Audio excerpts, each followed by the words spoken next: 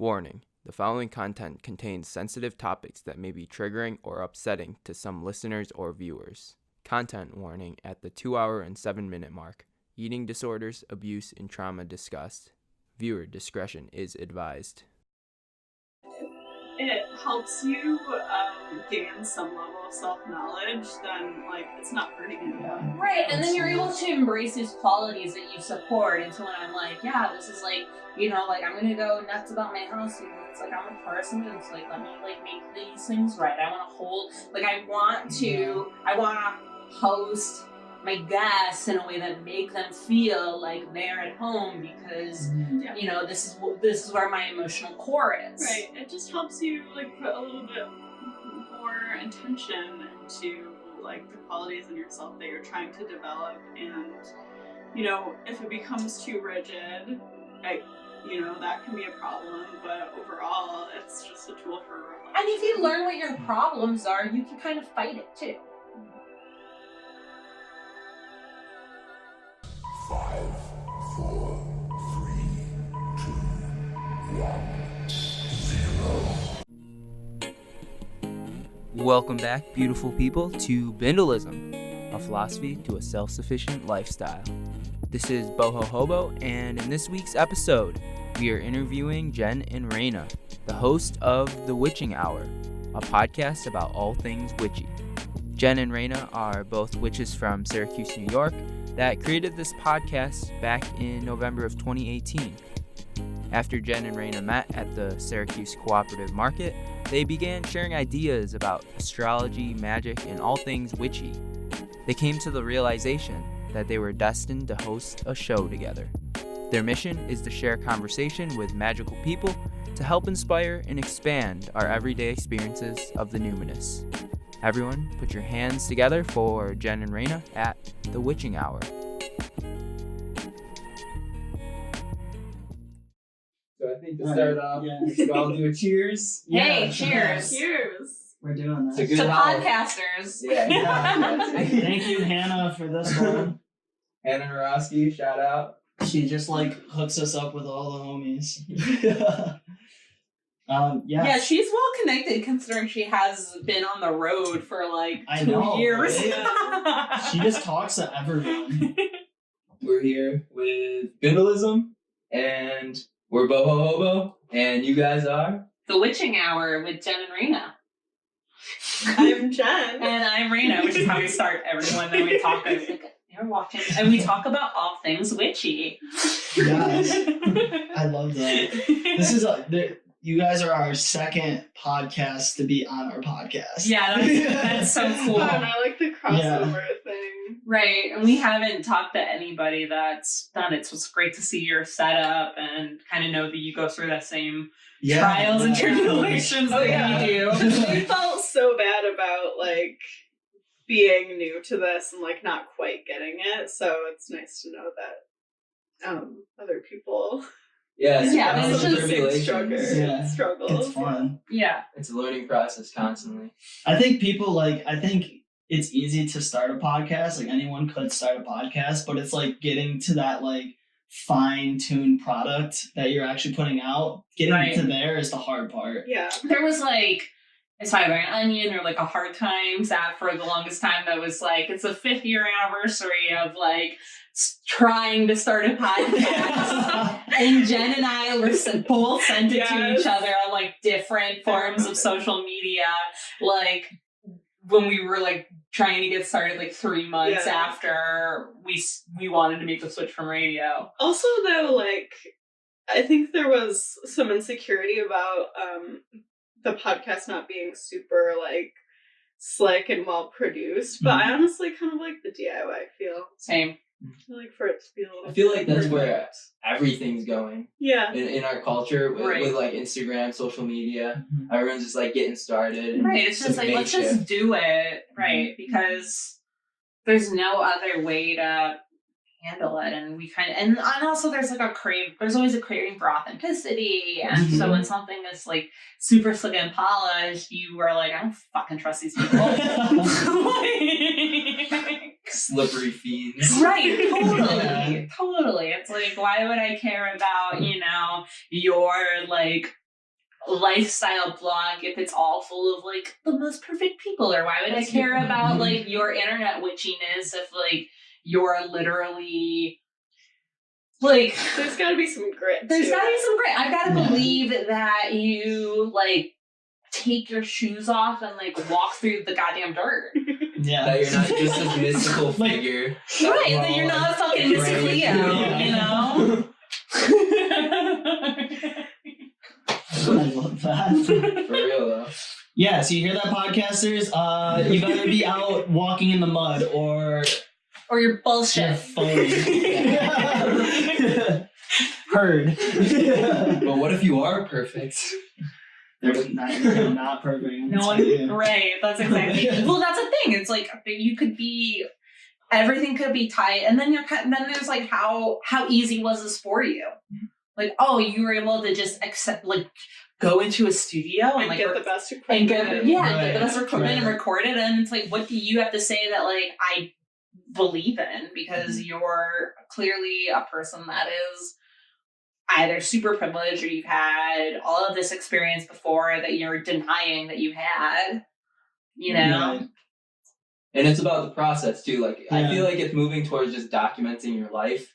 Like you do you and film it as you go, and then you can look back and see the progress. Right. Well, it's been kind of encouraging for us to have people be super supportive of us as like somebody who we had like a year of doing radio and then, you know, literal radio silence, and then be like, we're gonna do a podcast, and people supported us so we could like buy a laptop, and then nothing happened for a while, and then we got back onto it, and all of the people that supported us are back on it because they stuck with us. They stuck with us even though there was no material, because they were like, oh, you're living your life. Yeah. Great. Life happens. Yeah. And a big thing that we preach just in anything we do is like we get really into the nitty gritty of an idea before we even like go after it. And then we just like stop ourselves and just remember like no one has any expectations for anything you're doing at this point. Totally. And so like when you just realize that it doesn't matter what you do as long as you do something. Right. Like people are just gonna be like, sick, oh they put something out, well, let's check it out. Yeah. Yeah. You know? Yeah. Being too hard on yourself, really. Yeah. We're all being too hard on ourselves. I agree. Everybody. I never listened to a podcast good. and like, you know, sometimes there are awkward moments or that like the sound quality isn't great, but I'm never like, oh, this is taking away from the content, you know? Right, yeah. Oh, I do sometimes, but Yeah. I'm the judgmental one. I mean, I Your guess expectations. That's funny to as me. long as it gets better each time you do it, Yes. I mean, people will notice that. Even just the little things. you Right. know?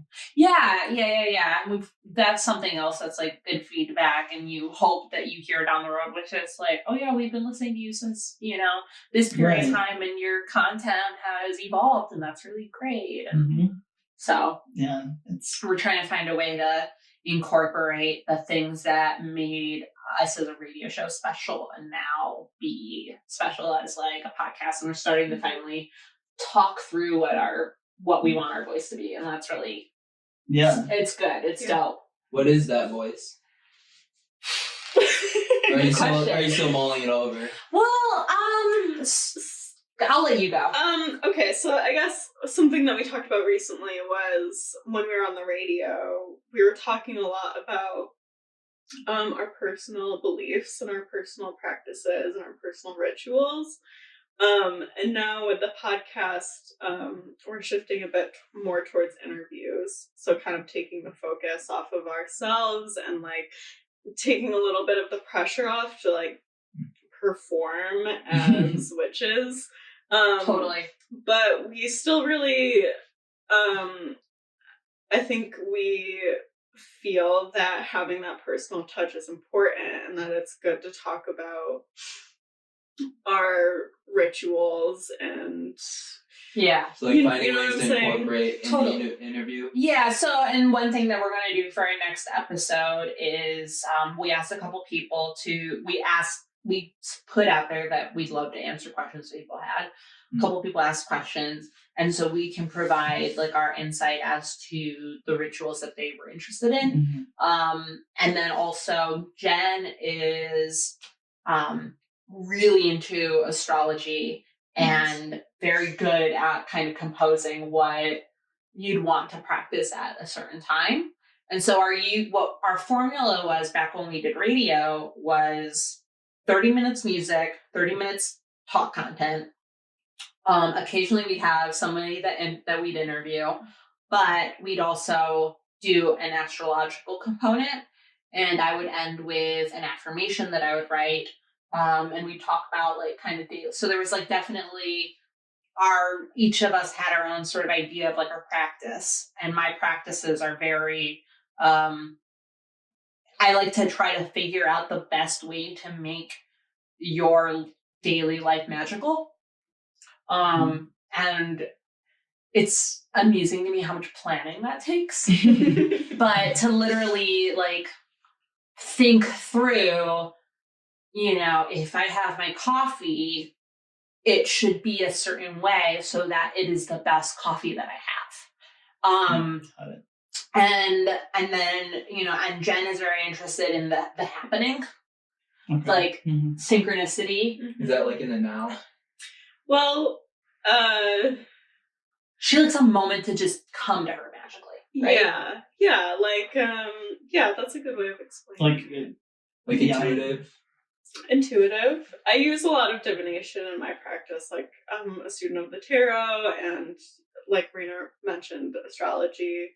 And then I also I'll do sigil magic sometimes. So I think you're more of a integrating into your daily routines. Right. And I'm more of like creating a space. Yes. To kind of Okay. Definitely. So you're like interacting with the world more so, and you're more like disconnecting, finding your insights, and then integrating. Or, yeah. It's like a little bit of both. Yeah. I would say. Definitely. Good pairing. And that's kind of the thing, is that every witch is different, and we love that, and we love that anybody can make their world magical, and that they all have their own way of doing it. Well, that's the beautiful thing about witchcraft, is that it's so personalized, Right. So we've tried to figure out, originally that's why we had this sort of like back and forth that we would do, and we would write each of our segments that we wanted to talk about, and then go through it in like Google Docs and like comment on it, and then we literally had a script, and then we read it over the radio, and now we're breaking away from that in order to allow for things to bring themselves more to chance. Yeah. And then also, and allow for there to be magic via the conversation. Yeah. That's like more organic. Yeah. Because you have those moments, right, like when you're letting it just kind of go right, on the fly. Totally. But in the case of being able to discuss what I think is a really cool new moon that's coming up, and being able to talk about it, it's still very important for you to get down the ideas that you want to have, and what you're going to... So you don't miss anything. Yeah. And I'm not naturally a very talkative person, so like... when we started doing the radio show, I did feel kind of intimidated, because I was like, I'm not great with just off the cuff. So we did start scripting, and it helped give us focus. There's nothing wrong with that. And good honestly. content. Yeah. But it was a lot of work. It was a lot of That's work. the thing. It's like when you don't script it, it makes things so much easier. Because like what we do, we literally just, once we have the conversation that we want, like we line it up, it's just...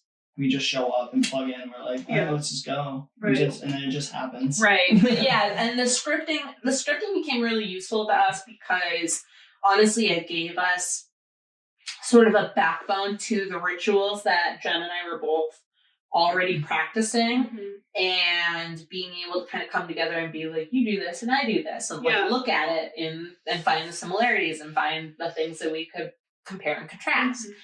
And then again, also, the fact that we were yet to be very comfortable with it. And I am a pretty open person. Okay, that's not true. But I'll say my opinion very quickly. You're a private person. You're like an extroverted introvert. Yeah. Like, yeah, exactly. I love to talk about things on my terms, but I had to like gear myself up for this conversation because as soon as somebody starts to come at me and ask questions, I'm like, fucking what? Like,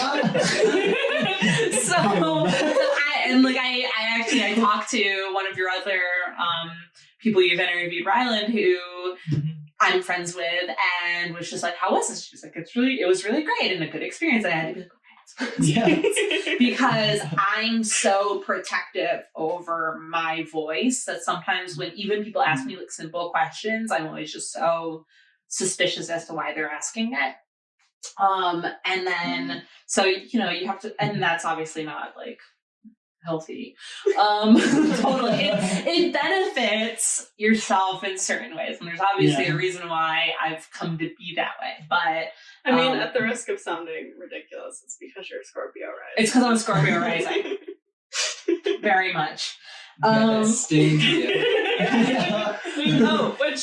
What are your astrological? Yes, this is what we ask as podcasters. Every interview, we find out what your sun, rising, and moon are. Okay, so I'll give you my date of birth, July 22nd. Okay, so Cancer. So you're on the cusp. Yeah, that's the thing. Is like some places I go to, some articles or whatever I read on internet, it says I'm a Cancer, but then other times it says I'm on the cusp with Leo and Cancer. So right. I don't know. I personally don't believe in cusps, but you might. It depends on the year because the sun moves into the sign and can move into the sign. Right. And I also think sometimes it means that you like pick and choose, which I think is like a little whack too. But you're like, well, I feel more like a Leo. No, it's not how it works. but also there's something to be said about the degrees in which you are all of them placed. Yeah. So you're at the beginning, you're at the beginning of Leo. And you may feel as though like there's almost like it's like you're a little baby lion, like you may have these qualities that are still about the home and wanting to be nurtured and wanting to take care of things because of the experiences of Cancer coming through at that time that you experience your birthday, but you're still like awakening this other part of you, if that makes sense. It's like a cool place to be, though. It is a cool place to be. Liminal. So I understand cusp in that way, but I think that people think about it a little whack. They don't think about it in the way that degrees, so like my birthday is October 15th, so I'm like mad Libra. And it's because it's very there. But, other people that are born, like my brother is, he's a Virgo, he's born September 20th. But that's like about to be, like you've gone through the experiences of this kind of pragmatism and you may be already kind of over it. Mm-hmm. Like I think of the astrological calendar and when people are like, they, like, what do you call it? When you're kind of like, when they put being, like when they put astrology to the side and they think it's just like fucking whack, you have to remember that this is ancient, and the reason why, and it's an ancient means of people understanding each other, and that it literally goes with a natural cycle of the year. Mm-hmm. So somebody that is a Capricorn is somebody that is going to be a little bit hardened from the winter and ambitious because it's the new year. Mm-hmm. Right? Somebody that's a Virgo right now becomes very a part of their day-to-day life is maybe a little bit more meticulous and detailed and practical because think about where we are right now. All of the crops have been harvested and we need to figure out how we're going to can it. Mm-hmm. All of our animals are starting to grow. We need to figure out if we're going to keep them, if we're going to use them for birth, or if we're going to slaughter them. Mm-hmm. And academically, we're starting to get to a place where, and obviously this is a new thing for a school calendar, right? But school starts. But it's like we all and we're done fucking having having party in the sun. Like, it's over. Yeah. You know, The sun's going away. The sun is going Yeah. away. I'm a Leo, so I'm not ready for that. Yeah. But you've enjoyed it. The water's starting to get too cold to go and swim in. You know, you need to figure out other shit you're gonna do, and so you might as well start getting your books together.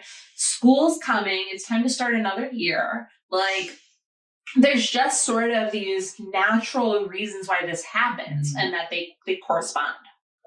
And so when you think about your birthday, when the fact is that, like, when it's your birthday, you're always reflecting. You're always being like, I'm another year. This is what you do when you're this year old. Right. You usually have expectations and, you know, affirmations and intentions that you are going to try to perform and uphold, and you look at whether or not you did the things that you were going to do at the year that you were. And this is all coming in place with the rest of the natural environment. So why wouldn't astrology have some sort of guide to, like, communicate those ideas? Yeah. I mean, why would someone come up with something like this without some bit of, like, fact to back it up? Right. Like, it wouldn't have survived thousands of Like, years. it's not like one day some guy or some person was just like, well, I think this. Right, and Here you go, everyone. And literally there are plenty of cults and religions and organizations that do that already. Yeah. And the difference is that most people that are, like, non-cis men are people that get attracted to astrology and practices of witchcraft, Right. and that all of these organized religions and practices and like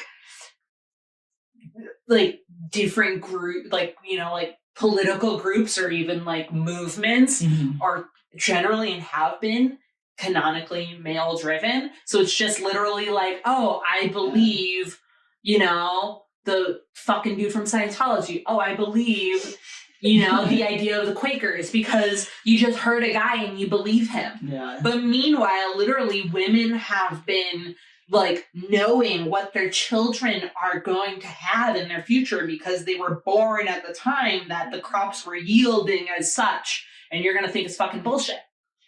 It's interesting because I think that there is a little bit of a harmful current in astrology when it gets down to very fatalistic, like, oh, you're this sign, so that means this. Like, Oh, totally.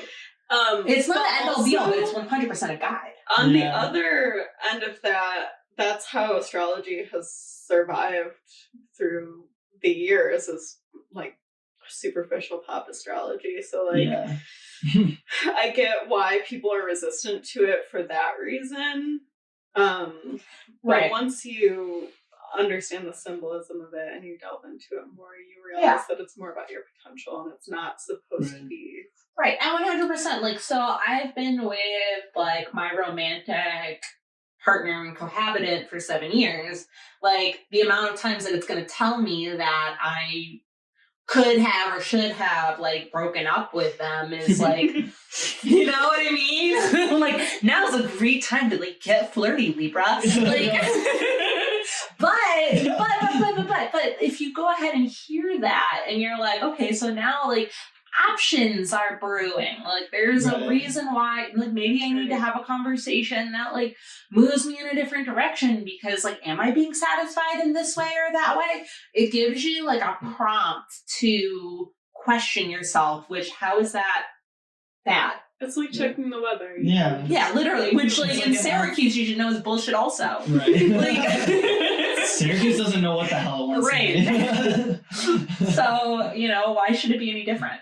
I think that's kind of one way to like win over someone who is skeptical, because you could come out and say, or that person could come out and say like, I totally 100% don't believe in anything astrology, but you could still be like, well, does it get you to question your life a little bit more? Yeah. See things from a different perspective. It's a tool for reflection. And what's really important with that is that anybody who wants to or has questions about a topic like this has an open mind that there is a reason why somebody else would have these thoughts. because I'll say this, like, what was it? Like, so it must have been 2 years ago, because this was when I was at the co-op. We used to listen, like, I'm a big fan of the radio program 1A. Okay. And I'm also a big fan of Chani Nicholas, who's an astrologer. And I was losing my fucking mind because Chani Nicholas was going to be on 1A. She was going to talk and she was going to say, like, basically, and it was just like, oh, my worlds are colliding. Like, this is going to be like perfect radio material, because astrology was so prevalent in the social media and the internet and blogs. So it's obviously a great topic. And Joshua Johnson interviews Chani Nicholas and really poo-pooed her and didn't, like, give the proper voice to what she wanted to say, which was that, like, this is, like, again, that it's ancient, that there's reasons why this exists. Right. Well, also at the end of the interview, he went through, like, a list of Aries traits, because I guess he's an Aries, and he was like, he read each one and then he was like, nope. Totally, which is also such a fucking Aries thing to do. So, like, reading a list of, like, things that Aries, like, stereotypically might do and getting, like, a professional natal chart reading are two completely different things. Totally. And it was really funny to watch her afterwards. She had an Instagram story set up after the interview that I started to follow, where she was just like, why would you have me on this show if everything you're going to do is to discredit what I say? Right, or just, like, shit on my entire career. Yeah, you're literally shitting on her career. That is her livelihood is writing a blog about intentions based off of the astrological calendar. And you wanted to know about astrology, and then you just kept on denying It her. sounds like he just, like, tricked her into being on a show so that To be he like, had, like, gotcha. content. Yeah. Which is insane, because Fucked he's generally a respectable and important journalist on NPR. So you just have this, so, you know, you end up with these kind of... So he's typically, like, open-minded? Yeah. And he has, you know, like, he's, like, you know, he's a Black gay journalist, and he has conservative voices, and he has liberal voices, and he challenges them, and he questions them, and it wasn't to say that he was doing a shittier thing than challenging her. Right. You know, he was outright dismissing her. He wasn't even, like, doing it just to play devil's advocate. Like, he was just clearly like, But I also this shit's bullshit, and I'm going to tell you why. But I also have a massive issue with devil's advocate. I do. Well, yes, I think what he's trying to say is that, like, it can be useful for stimulating conversation. Right, like, not that he actually believes it, but that he's just trying to get you to, Sorry, like... thanks for getting me like that. But I agree with you, devil's advocate is bullshit. Yeah. I like it only when it's, like, to constructively make someone think more deeply about, like, their opinions and what they believe in. Right. Because then it makes them, like, think more about, like, Right. all right, is this really what I think, or is there more behind this than I thought? Totally. And I'm, like, pro-devil, but I'm also not, but when you think of it, but the term of it comes from the idea that you're inherently trying to speak on behalf of, like, refuting good intentions. Right. You know what I mean? Just purposely being on the other side of everything. Right. Which is fucked up. There could be a difference in definitions here. Yeah. Yeah. I think it's just like a term that's used in many ways, or not many ways, but like several ways. Yeah. But yeah, I get that. More often than not, I think that it is used as a tool to silence others and promote a status quo. Yeah. I mean, we don't support that. Yeah.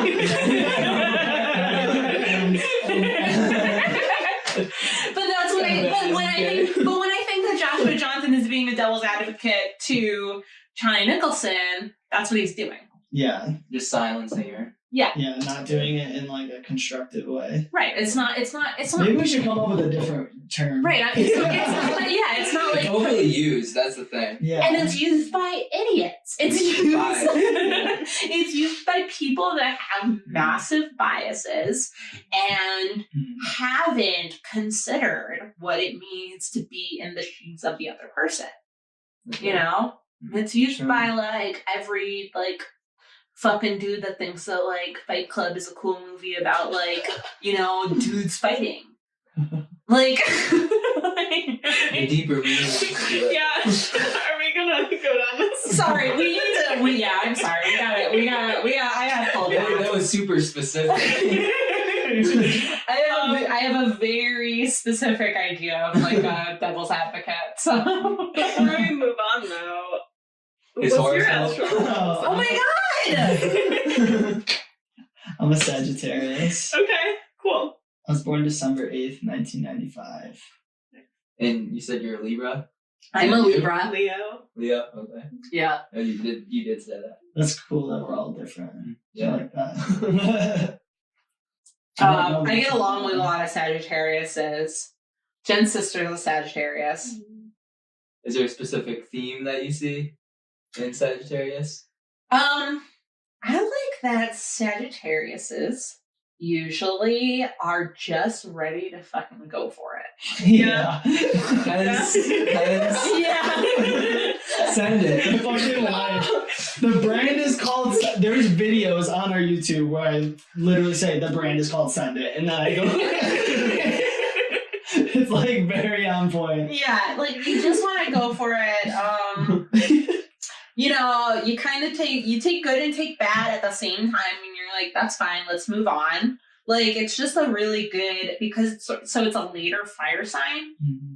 And so, like, this is another thing to think about astrologically, which is that when you think about when you start off, so Aries is the first fire sign, right? Mm-hmm. And so it's just a little spark, you know, like that's why they are so impulsive and, you know, ready to go for things, and they're all about action, and they may be like difficult to, you know, like, go for it. It's because it's like the actual qualities of the element haven't manifested in a full way. So there are 4 elements in astrology. Here's a little astrology lesson. There are 4 elements, and then there are 3 modalities, which correspond to the phases of the seasons. Mm-hmm. So basically, a cardinal sign like Aries is the beginning of spring. Mm-hmm.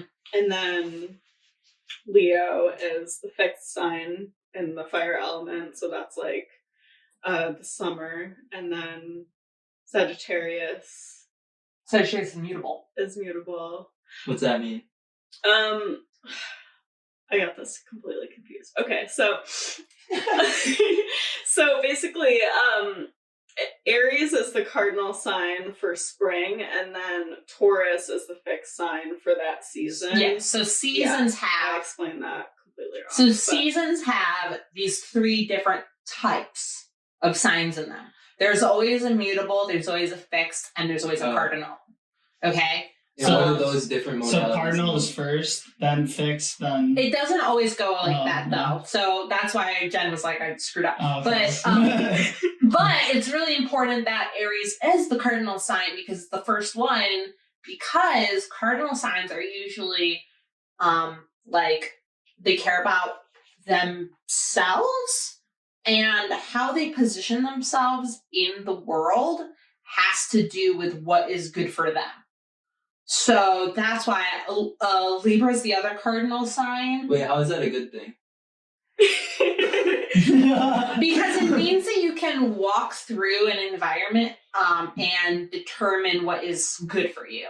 It's not necessarily. Does it help other And it doesn't always have to be. You should. It's good for the individual, or It's good for the whole? It's good for the individual. Oh. Honestly, the modalities are always like a wrench throw, because and maybe I'm just super negative, but like the way I'm going to describe it, like fixed signs are like, this is the way that they are, and there's no other way that they're going to be. So Taurus is a very hard-headed, stubborn, right? Leo is very fixed in being a showboat and enjoying luxury and enjoying the sun and enjoying like anything that makes him happy. But that breeds confidence. So that's what, Yes. kind of what you're saying. And Right. stability. Right. And everything breeds confidence. So the mutable sign, which is one of the things for Sagittarius, is that you're ready to just like flip based off of your environment. Yeah, I'm Like- super adaptable. Yeah. So an adaptable sign, Right. a Scorpio is also a mutable. That's mutable. Scorpios. You're right. Wait, I always get that fucked up. Pisces is the mutable water, Mm-hmm. right? Yeah. Okay. Jesus. Got some feelings about Pisces? Wait, No, I just don't know any Pisces. That's They're why I was emotional just I creatures. forget. They are very emotional creatures. And they're, Numinous No. Pisces. yeah, that's true. My so you have girl, a soft heart. I really, unfortunately. she's a little, yeah, it's Very confident Leo. Totally. This is why Jen is like this cute little like giggly Leo, like, and it's because she's actually just like a little like wet puddle. I'm soft inside. She's soft inside. But this is why I'm like a little fucking much, is because I'm this cardinal air, and then I'm a Taurus moon, which means that I'm like all about making like my fucking like home and ground like set. Like I'm like ready to, like, it's one of the reasons why I'm not like, so I'm a little indecisive, but I'm not, and I want to like figure out what's right, but I'm not like, when it comes to like, I want to make sure that everything is, but when I want to make sure everything's right, I want to make sure everything's right. Like I want to make sure that like we got everything lined up. Like I was like, you know, talked to my boyfriend before he like left. I was like, you know, like please get the dishes done. I'm like, you know, like I'm gonna have guests over. It's like like perfectionism. a little bit, and that like I want for like, and that my like core space is very important. And then I have the Scorpio rising, which is also fixed water. So I'm like emotional, but I'm also private, and I put forth this energy that's like a little, I mean, it definitely can be intimidating. I definitely can come off like a little It's, too hard. I think, rather than intimidating, it's just intense. Intense. So I want to just throw this out there. For all the skeptics out there that think this might be 100% bullshit, Yeah. the fact that you have like that much self-awareness about Yeah. what's going on in you is Yeah. just incredible. I Right. mean, Yeah. if it helps you gain some level of self-knowledge, then like it's not hurting anyone. Right, and then you're able That's- to embrace these qualities that you support. And so when I'm like, yeah, this is like, you know, like I'm gonna go nuts about my house because it's like I'm a Taurus moon, so like let me like make these things right. I want to hold, like I want to host my guests in a way that make them feel like they're at home because Yeah. you know this is where my emotional core is. Right. It just helps you like put a little bit more intention into like the qualities in yourself that you're trying to develop, and you know, if it becomes too rigid, you know, that can be a problem, but overall it's just a tool for reflection. And if you learn what your problems are, you can kind of fight it too. Like, I know that I'm a mean bitch, so it's like let me just dial it back for a second, and Right. you know, be open minded for like my nice Right. friends. Yeah. You can find like negative aspects in your natal chart and stuff, and it just gives you a tool for being like, okay, maybe this is a weakness that I have that like I can overcome. Nothing in your natal chart is trying to say like this is how you are and this is how you'll always be. What is the natal chart? So that's like your birth chart. So it's basically a picture of the sky when you're at the time that you were born. Right. So all And of the that's what planets it's are like. involved in it. Astrology, like natal chart reading, It's like is this. based on. It's a map of your like your Kind of. profile. Totally. Yeah, so it's like a wheel and it has the signs around it and they're divided into houses, and then the planets are positioned in the different houses depending on what sign they were in when you were born. Right. Yeah. I'd be super interested after this to like. To, like, Oh, find out. totally. Yeah, 'cause I've never, like, We'll do your natal analyzed chart it. after. There's like Yeah. a lot of cool resources that you can use to learn it, especially now. Yeah, you know what we should do is afterwards, like we'll do all that stuff and then we'll just post it like Yeah. in the description or whatever, like what we ended up like. Okay. Because I don't remember. Like, I've never done it before, and so It's really cool. Like there's things that you learn just like I said when you start, because there's degrees involved too. So that's what I'm saying. Like you're going to be an early degree in your Leo sign, and it's going to tell you. And then there's houses. So there's a lot that you can kind of understand about what it means for the planet to be in this sign, what the planet represents, what the sign represents, and what the house represents. All kind of give you this kind of full picture that you understand. Because if you're just like reading just like, oh, I'm a Sagittarius and that's it, like you're Right. limiting like the full Yeah. spectrum of what you really are. Totally, because like that's just one small part of the whole Right. picture. Totally. I There's think other that maybe things. that's why like people think it's bullshit because Totally. they're only like because like it's in the paper. Oh, let me read my horoscope, but like I Right. don't fully understand. It's a superficial knowledge. Yeah. Yeah. Right. And like that's some of those things. It's like no one thinks like people wouldn't look at me and be like, you're a Libra for sure. Because Same, I'm like, not no one would look at thinks you I'm you're a Leo because Yeah. I'm just like because I don't other present Leos as that a you Leo. know are like, although you have like gorgeous goddess hair, but Leo lion. Yeah. Right? Yeah. yeah. Yeah, there's definitely a Leo mane that you have. Anyway, that's So- astrology. So yeah, but there's so many other aspects of witchcraft that like we're into. Among them, like I'm down with making. I make a lot of like tinctures and like kind of like drinking potions and teas and like smokable herbs. Like I am into like literally writing through like what you're kind of the ritual of I'm Colombian, so like drinking coffee is muy importante. Like and like That's where the emotion, the passion. totally, comes but into. that's why it's another reason. But no, but literally, like so my grandfather, my abuelito, when he visits me, when I visit him, coffee is a big fucking deal. And it's really funny to have him go to, especially like I take him to like this fair trade cafe and this fair trade cafe. And if they don't have, a lot of lighter roast beans are African roast. And he's always like, oh, like where's the Colombian coffee? So, so you have to, and like, so I always make sure that I get him, and I know where I want to find, good Colombian fair trade coffee. Last I checked, it was at the food co-op, so shout out to the Syracuse Cooperative Market, because I get 5-pound bags of Colombian fair trade coffee for my family every Christmas.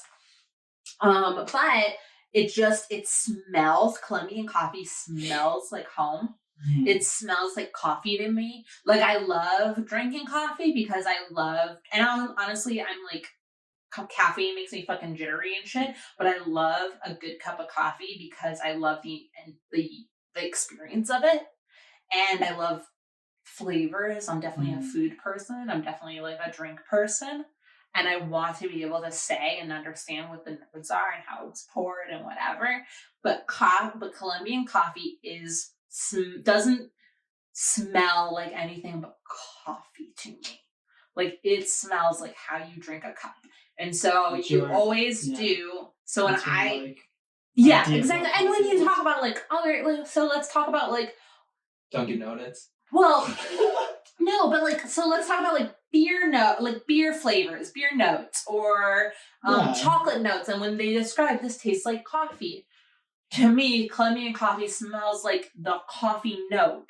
That you smell, it's the ultimate, it's like what my reference is. Whereas maybe somebody else smells Colombian coffee and they're like, oh, this tastes and smells like figs or whatever. It's like, to me, it's like this coffee. So I pour a coffee, I make it a thing with my grandfather, and he loves Dunkin' Donuts also.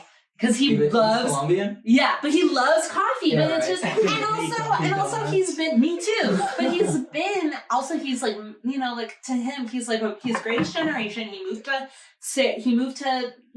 the States when he was in like the 50s.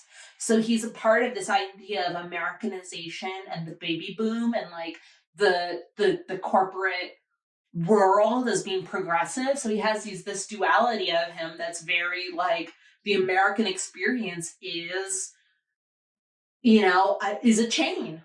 Yeah. Like he loves Steak and Shake, Denny's, like Dunkin' Donuts. Like he loves it. He feeds into the system. Like, Totally. Completely opposite to our generation. Right. Which is hilarious because he's also my spiritual guru. Like he's very into he came to the States. His first visa was to work in a yoga like a yoga monastery, and he took a vow of silence, and he didn't eat any meat, and he didn't eat any like dairy, and he was just like very like lived in this did yoga in this monastery, and then he like went and he toured like in America doing that, was based in Puerto Rico, and then he's on the bus and he smells public transportation, he smells the meat off of people. Like he smells the foul smell of like a not pure human. And God. no, I swear to God, he's told me this story a few times.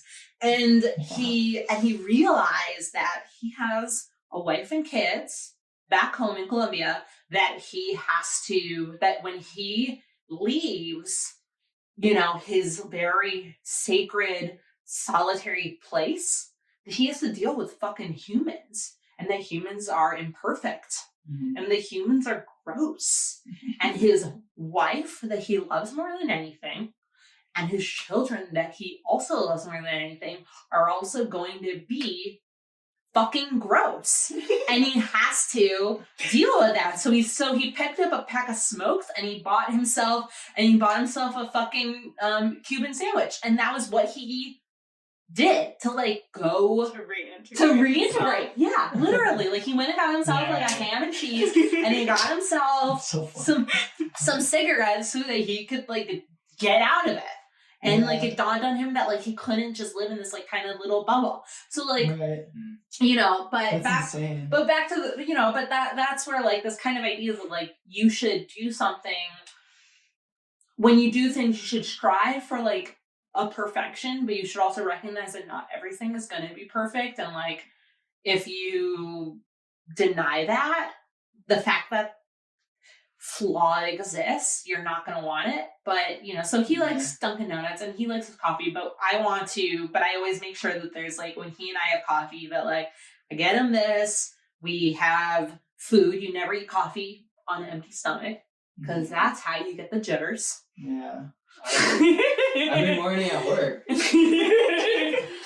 gotta have yourself something. You eat breakfast? I do, but then it's like an hour later I drink coffee. Yeah, you gotta have your coffee with a little piece of bread, some toast, some butter, some cheese, something like that. Food for thought. But yeah, so you make these things more and more special for because you know how, especially when if you take substances, if you take any drug, caffeine included, you have like beer with yourself. Like if you don't figure out how you're going to like, it's kind of like you gotta figure out how to ride the wave. You gotta know that like you're gonna be a certain way after you have this much caffeine, after you have smoke this much weed, after you have like this many beers. So if you don't like understand how you use it to your advantage, you're always going to be lost when you take, when you take your mugwort tea to like have your good dreams and open yourself up to like a more psychic experience. You got to remember that you probably need to take it like 2 hours before you're going to usually go to bed, because you're going to wake up with like a heavy sedative hangover. And you're going to fucking be miserable when you have to wake up at your normal time and get up and go to bed. So it's like,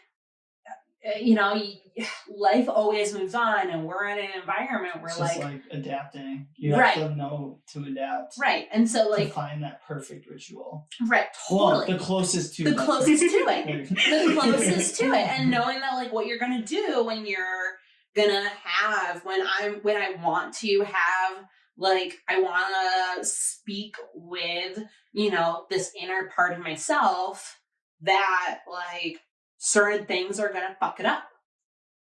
My job in the morning is gonna fuck it up if I don't think about it hard enough. Yeah. You know, if you don't take those considerations. That's very true. So that's how I do witchcraft. All right. So I'm very curious. Like, let me prompt you with a couple questions. Sure, definitely. One, how did you two meet? And then I'm curious, like, how each one of you got into like witchcraft and definitely all of these. Like, yeah, we really jumped in the fire with that. No, it's fine. It's just totally fine. Like, it tends to happen. Yeah. But so Jen and I both used to work at the Syracuse Cooperative Market. Okay. And Jen still works there. I do not. But we met for a long time and were friends for a while before. When did you guys meet? Like, how old? You same age? 2012. Yeah. 2012. So I was 22, I guess. Yeah, I was about the same. Yeah, you're like a year younger than me, right? Yeah. Yeah. So, you guys care to share how old you are now? People could probably do the math. I just turned 29, which Yeah. is insane. And I'm about to turn 30. Okay. So we met working, and it's totally the co-op is a really great, cool place because it's a little convenience store of every like natural and small owned product that you are gonna find in Syracuse. Like, you go there and you want to have organic tomatoes, you're gonna find it. You want to like get something that is like a soap that's made by a farmer, you're gonna find it. Like, so we already, and I think that we both were drawn to the work there because we were both a little like, you know, woo woo. Yeah. Like, yeah. With woo-woo. Well, you know, just like into witchy stuff, and I mean, before I worked at the co-op, I was working at just like a grocery store in the valley, and I was looking for a job that was more in line with like not even the job, but more the people that I was interacting. Yeah, with. And the fact is that it's a small business, small local business that supports small local businesses. Right. And you know, and it isn't owned by a single person. It's a cooperative, so it is owned by its customers and the community, and it's run by a board, so you have the opportunities to change what it is through a collective voice. Right. And that it supports businesses that practice ethical, you know, businesses and practices.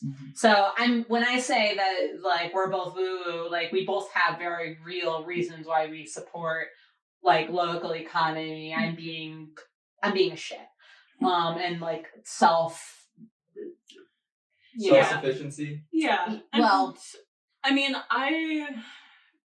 deprecating was what I was gonna say. Especially in my younger years. I mean, I still am, but I was like really into environmentalism, and so like the local like small food movement was interesting to me, and that was and obviously and you learn a lot of the ins and outs about, but it was really great to and you learn what products you have to carry because you have to be a business, and it is ultimately it's still a capitalist enterprise. Right. But you have to understand that, and there are things that you can only get that like these old organic companies are now owned by General Mills and blah blah blah, but you still know and like haven't like you kind of like I had a very anti-corporate bent when I was there. I still do, but like I kind of learned that there through the small business practices that like sometimes you gotta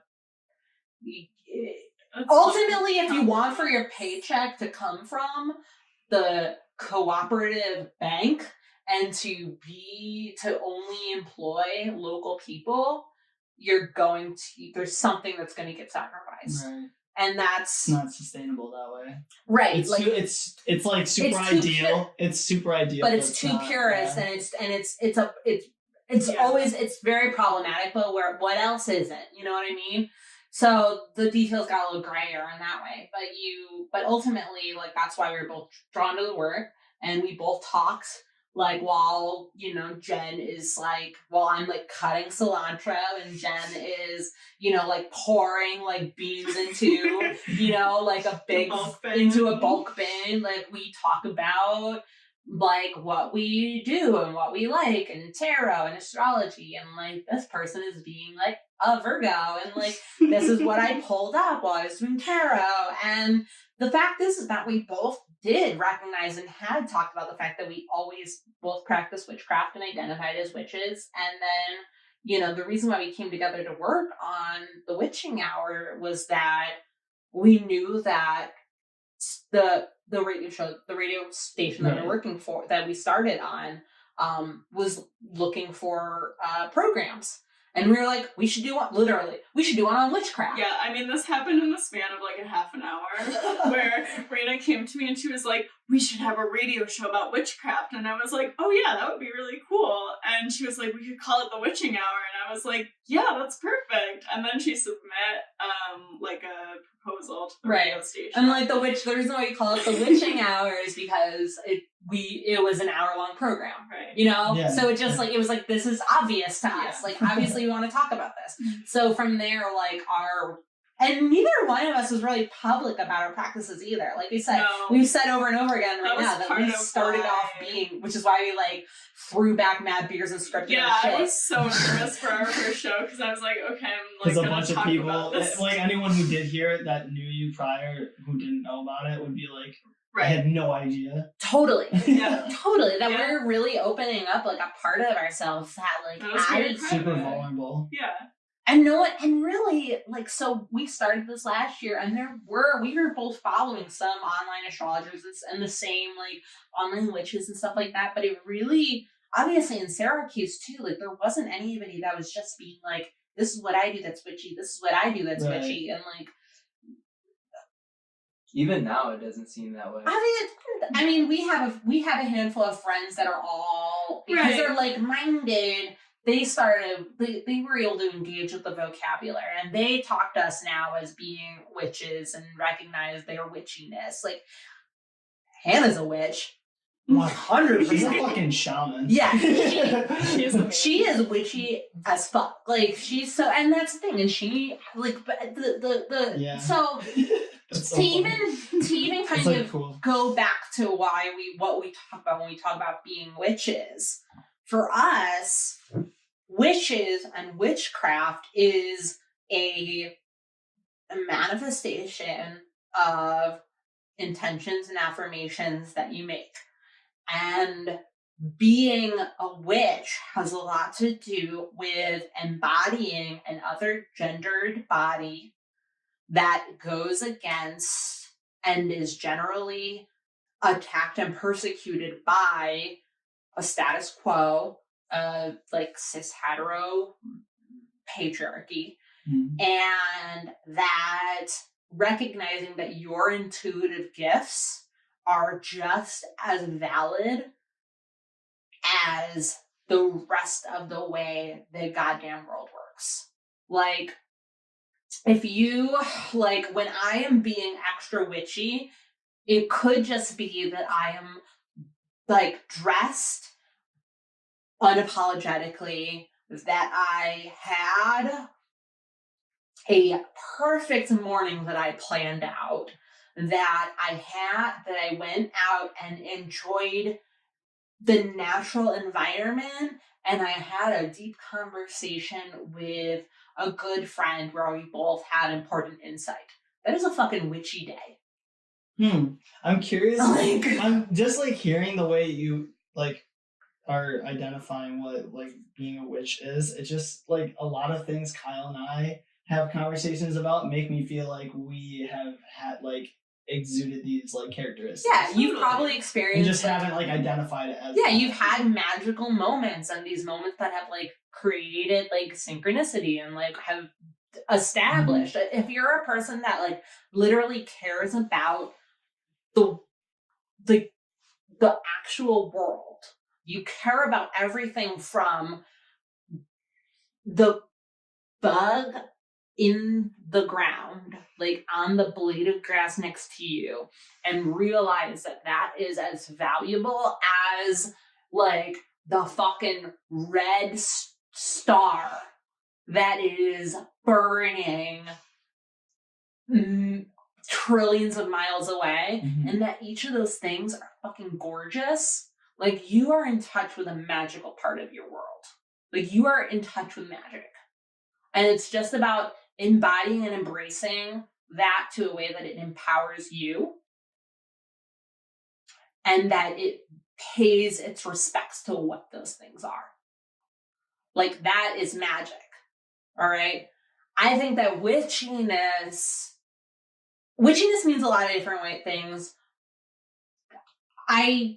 Men can be witches for sure, and men can also be men who identify as witches may be like brujos or practice santeria in like Caribbean cultures. They may be like indigenous shamans. They may be, Gardnerian Wiccans or pagans. But I do think that there's something really special about contemporary witchcraft that really embraces like the femme and the non-gendered binary, because of the fact that, like, if you think about a typical idea of like witchcraft and the fact that there's persecution constantly at the hands of witches, and that we wouldn't be told that like houses should be dropped on us if it wasn't for the fact that they didn't belittle our day-to-day lives because they were threatened by like our womanhood or femininity, then they would just respect our way. And that the fact that your way isn't respected, the fact that like midwives are dismissed and were dismissed as a means for like male-led medicine to become a professional and paid occupation is a reason why women are witches. If that makes sense. Yeah. Like sticking to the man kind of thing, or not that blunt. Yes. In a way, yeah. Yes. Yeah, I think Because like historically speaking, it's been mostly right. Like people were afraid. Women. People were afraid of midwives that were so think about the Salem witch trials. People were afraid of women that were having affairs with important male officials that were old, that were extra young, and were also like, and were practicing like ways of taking care of yourself that wasn't a part of a Puritan mindset. Right. Same thing with the Spanish Inquisition. The grain of, like, same thing. If you were a part of an old like Romani tribe that like of people in Spain, if you were a part of like old ways that didn't accept fully like the Catholic like patriarchal regime, you were questioned. So the term witch was given to these people. And so now it's more like paying respects to what those people went through. Totally. And saying like, I do identify as totally this. I'm taking it back. Okay. I like that. Yeah. Do you think intuition is more of like and forgive me for my ignorance, like a feminine quality, like in terms of? I think no. That's such a good question. Honestly, it is. I don't think so. I think anyone can have like strong intuition. I don't think it necessarily has to do with like gender binary. Totally, I agree with that. But that also being said, because that's what witch kind of embodies. Seems like it embodies is the intuition to like use the seasons and the astrology, right? And like reading between the lines, right? But like, but Brian Reeves, who owns like a conventional like corporate farm, also uses that. Although, not to be, I'm friends with Brian Reese. I'm personally friends with Brian Reese, like over the phone anyway. I think But anyone can shout out Brian Reese, can he's cool. practice tarot, can use astrology, can use intuition. I think what Reina is trying to say is that the word witch specifically Yes. has Been used as a some- weapon some against connotations. certain Right. certain people who Right. are queer women's or go against a general like gendered construction. So it's like a resistance movement Definitely. to establish yourselves. I think As a that us group. calling ourselves witches has gotten us some support and some hate. I think that that's just something that, like I said, when I say that when I take it back, it's because of the fact that, like, if I called myself, I was self-conscious over the fact that I would read books about, certain practices and ways to, like, become in tune with myself and nature in a greater way. And that maybe, certain people wouldn't have felt that way if I was born male and acted as such. If that makes sense. Basically, all they're saying is that, like, the term witch is for women, and, like, if I'm male, it's like, I identify as a witch. It's like you're culturally appropriating in a very shitty way, because, like, males were the reason that witch became a thing, and it was, like, a negative connotation, so now you're taking it back as, Right. like, this is a positive thing, but you can't have that. Agree, unless you are somebody who also practices diligently a sense of magic. Right? Would they be Like, considered so I'm so, wizards? if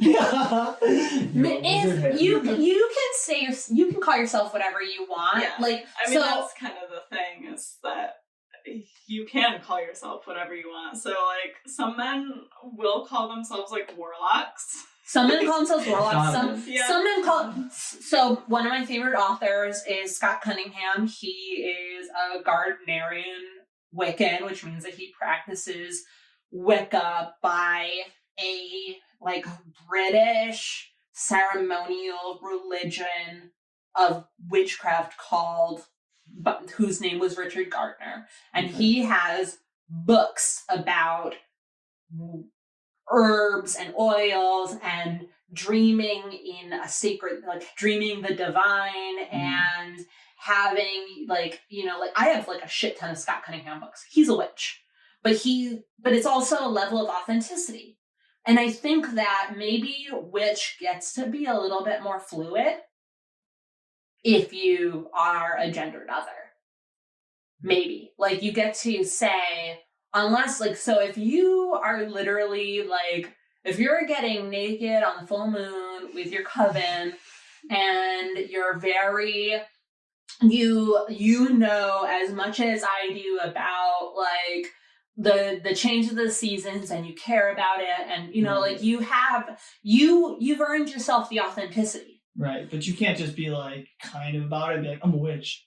Right, and whereas I kind of think that chicks can do that. But that's what I'm saying. Because if I'm a male who wants to be a witch, like, I better fucking, like, be very, like, balls deep into right? that. Am I like skating in some dirty shit right now? No, I think it's really interesting. I think the flow of this conversation is very interesting. I'm not saying that I'm trying to be a witch. I'm just, like, trying to understand. But you can that. know, right? This is totally cool. I mean, Yeah. I feel very You far agree with me. removed from this culture. Yeah. Yeah, to sit down and just have this conversation. Right, like, but if you, super like, eye-opening. so say that you're, like, mad into, like, you're mad into meditating, you're mad into, like, like, understanding, like, what's happening with nature. There's also, like, so much, like, once you get into, like, witchcraft and magic, there are so many different things that you can do with it. I mean, there's, like, yes, there's, like, the connection to nature, but there's also, like, like, meditation, there's also hexing people. Astral traveling, there's hexing people, like, there's so much stuff, like, that you could use or learn about or study or whatever. Right. And, I mean, right, it's different for everyone what ends up being right. meaningful for you. I Totally. mean, for me, it's like astrology, tarot, and like dreaming and Right. sigil magic. Right, For you, and it's integrating like an artful life. Right. And I'm curious, is it important to have the label of witch, or like does that matter that much? Is it just like person to person? it's totally person to person. Yeah. It is important to me. And it wasn't Got it. important to me before. Now Yeah. it is. Because there's a level of radicalism that I'm describing that comes from that. Yes. It's racket, and you know what? Like, this is the other thing that like this is a tangent for sure, but it's a working theory of mine that upstate New York is mad witchy. Okay. And the reason why is because we are on the land of the Haudenosaunee. They are the inventors of the 7-generation respect. You pay attention to 7 generations ahead of you with every action that you treat.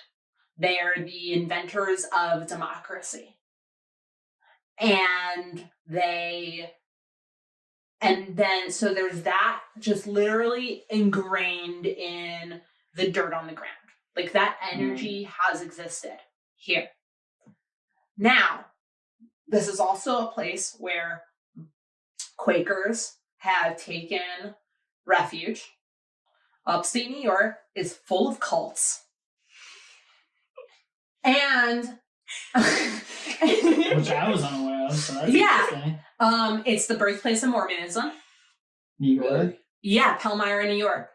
Which, by the way, what is it called? Hill Cumorah? You gotta go. It's so fucking cool. Lilydale. Yeah, there's Lilydale. There's spiritualism.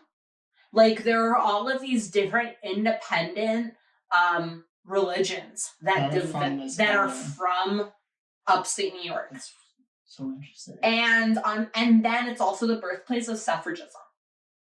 Right, yeah. So there is just historically an energy of finding yourself and your community and your people here. But that it all originates from these very important practices and beliefs from the Iroquois Haudenosaunee. They did it first, or at least so. Because they were the originators of the land, right. And that, again, their influence on American culture is vast. Again, we wouldn't have the Constitution if white politicians and lawmakers hadn't had conversations with chiefs and den mothers of the 7 nation tribes. Because that's where they got the ideology from. Yep. Originally. 100%. So you think that they were like the parent? They were like the parent culture. Is that an appropriate word? Parent, idea, clan, whatever you want to call it, and then it like filtered through into America. The Constitution is literally it's a stolen text. Like, they read the principles of the Iroquois nations. How they ran things. Yep. Like, and literally, and literally worked from there. When they wanted to understand what democracy could be, their main texts were from the Haudenosaunee. And then when and also, and fucking abolition also is huge in upstate New York. So, like, literally, like, people have decided what is right and just in this place. So, to me, how is that not magical? Yeah. And how have we not, as people that have been born or raised in this place, not been imbued with those personality traits and those qualities to admire and strive towards? That's very interesting insight. I guess, like, for me, it's hard to refute what you're saying only because I haven't spent a lot of time outside of the state of New York's or just like this region of the country. Yeah. So like that's a food for thought for me as I start traveling more to kind of not necessarily judge, but just be more observational of like how other people are in different areas and kind of reflect on that. I love Syracuse and I love upstate New York, and all of my family members have moved away from here, and I will always be rooted here. And I'm the one that like, it's kind of funny for me to be the one that like goes against the grain and isn't like a like normal person, and like they all think that I'm like, you know, like hippie and like, you know, whatever, and that I'm the one who like believes in supporting the place that you were born in. You know what I mean? Whereas like a lot of people, there's kind of a mentality, and a lot of people are raised like this in Syracuse to like get the fuck out. And where I think that like if you don't find what you want in Syracuse, you're not doing it right. But like everyone in my family has, and I mean, you think about, and like historically speaking, like the only reason why we lived and were born, my siblings and I were born in Syracuse is because my grandfather worked at General Electric. My dad he was raised in Chicago. He was born in Columbia, but he was raised in Chicago, and he traveled all over. My family, they're roamers. So I'm the odd one out to like stay where I was raised. But I think that there's something really magical about this place. And I think that we have an authenticity to our way of life that is either less bullshit, less presumptive, less like a part of an expectation of like what you're supposed to do, and more about actually finding the right fit because you're here.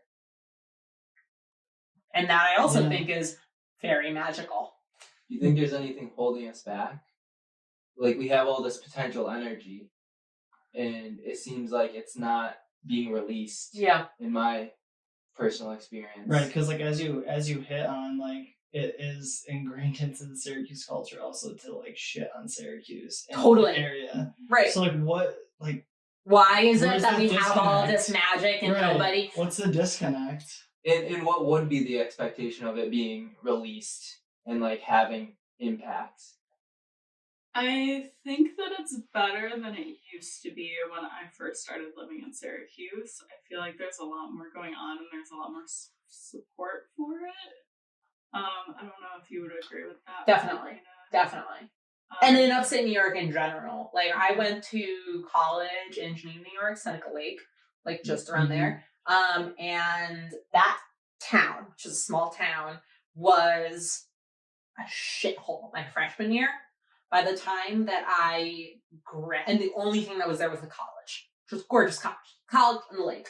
All right. And there were wineries for sure, because that's like wine country, but that actually got embraced. Small food, small business just generally got embraced. And now it's actually like a really cool tourist destination site. I also think that what I experienced outside of Syracuse and in upstate New York is that there are a lot of New York City taught and trained like sommeliers and chefs that were sourcing all of their food from upstate New York and decided to take their talents and go buy cheap land out in the farm country and make these really cool small plate and farm to table establishments that they could literally say that I'm friends with the people that just the front that live and train and like take care of the pigs and the cows and grow the corn that we eat. So you're saying it was supportive of like people were New York. Yeah, it's because in upstate New York, the reason why now in the handful of years, the past decade, there are people that have these really cool like tourist destinations is because people that were in New York City realized that New York City is fucking expensive, and that you were saying trends in culinary and like wine making and brewing were all getting all of their raw ingredients from the land out here. So they all took their shops business, moved up here and made these really cool places where they actually have a much closer relationship with what they actually give a shit about. And that brought the tourist. And that brings tourism, yep. Because so like now, wineries, breweries, right? Because now, if I go to Hector, New York, I can go to the Stone Cat Cafe just at the top of Seneca Lake. I can go to a really cool fucking lake. I can go to the Finger Lakes National Forest, and I can go to a place where there's where people make these really awesome hot dogs, and also have a really cool beer bottle collection called what is that place called? Finger Lakes Wienery. But that's owned by a sommelier. And they grind their own fucking pig there and make their own hot dogs. We've got all of this cool stuff here. So why is it that people... So it's I think that actually in rural upstate New York, people are getting it a little bit better than in the inner city of Syracuse. Mm-hmm. And that is still a trial and tribulation that comes from the decades of cynicism and racial segregation and 81 and all of these other hot topic conversations that we have. It's just interesting because we had a very in-depth conversation with Michael Haggerty, and we talked mostly about just the status of Syracuse and why things have been the way they are. Just trying to get a better understanding, especially for anyone who's thought about it but didn't really understand. Right. So it's cool to ask other to get other insight into what people think about it. So to circle back around, what is just trying to pinpoint here, because that was a lot of different aspects. What is the thing you think that is preventing Syracuse from breaking through that wall, so to speak? I'll let you go. I think that there is kind of a contagious negativity here, or even just kind of a cool guy attitude, that makes it easy to shit on things that other people are doing. I said cool guys. Do you think it's the patriarch kind of thing again? No, I mean that that could apply to anyone, but it's just kind of just having this attitude of being too cool for it. Why bother? It's when the whole goth culture came out, it was cool to just be negative and I guess. I think that people are able to be shitty because it's not New York.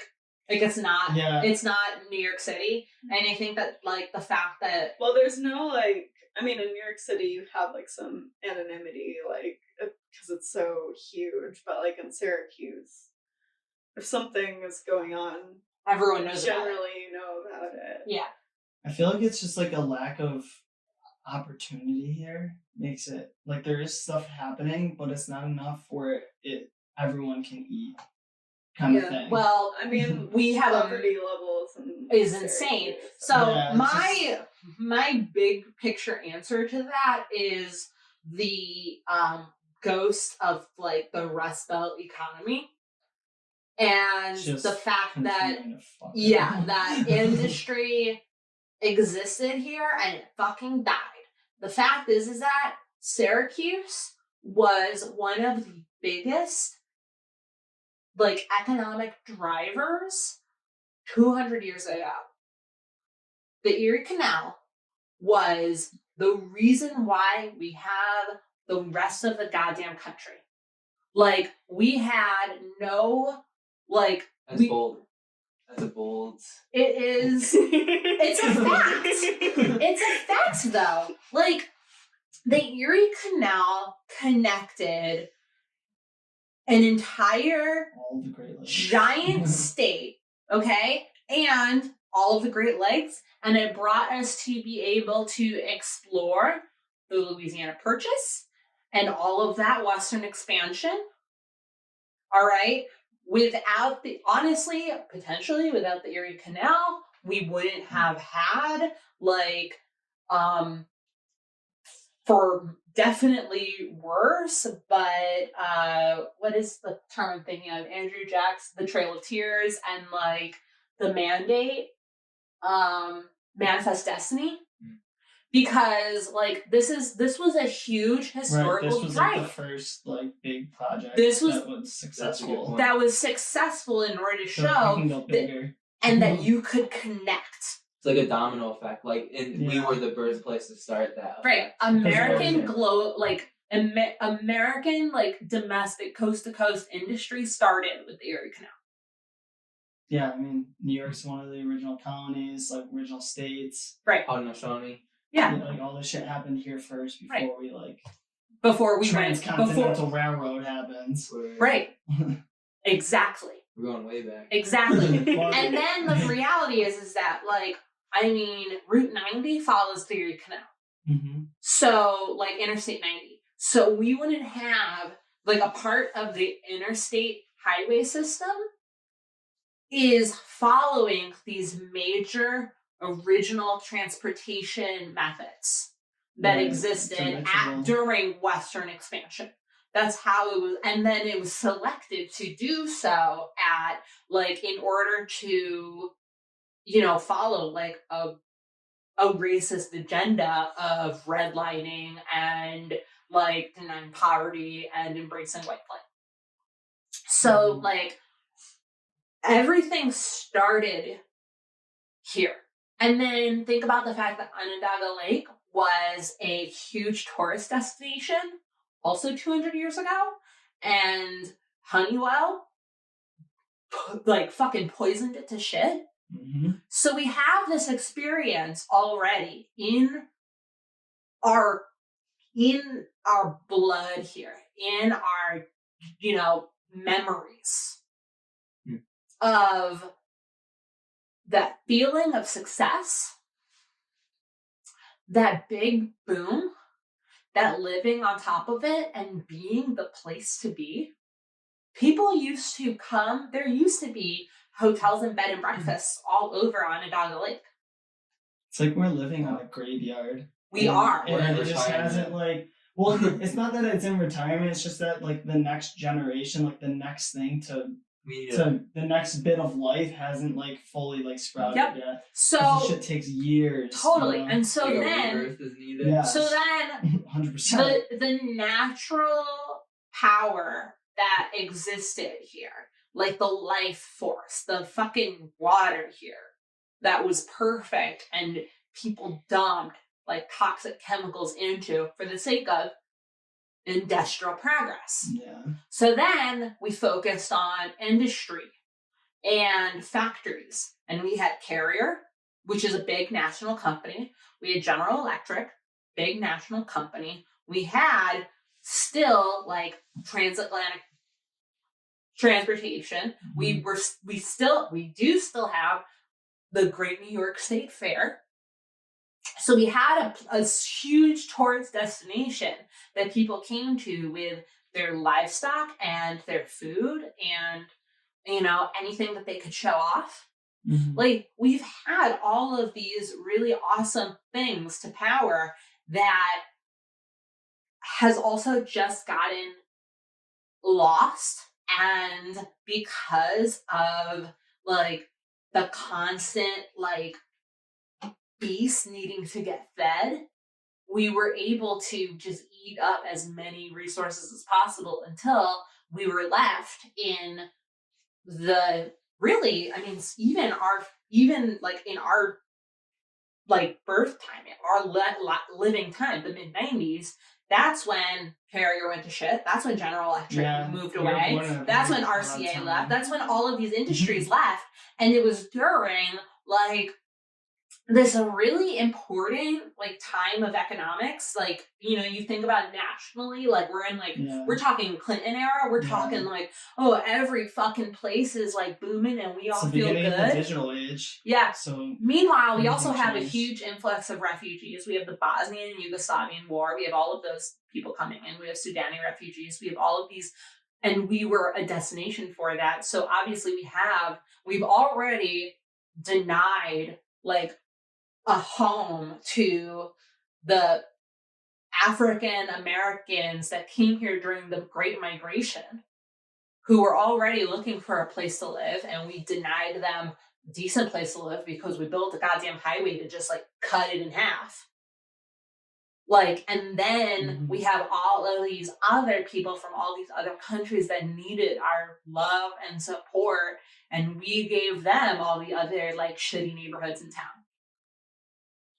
Like, or maybe that it wasn't even shitty when they got there. It's just that they weren't given the dollars or attention. Yeah, I mean, Northland. Yeah, definitely. I think Northland has been pretty good. I don't think that those places were necessarily shitholes when it started, but like over time, it's just Northland is mad cool now. Like, it's so fucking cool that I can go into like the like Far East grocery store, and that there's like a Buddhist shrine like right there when I walk in, and a koi tank, and like and these really fucking nice people that like I can buy like fresh like vegetables and fish and like anything like and like sauces from.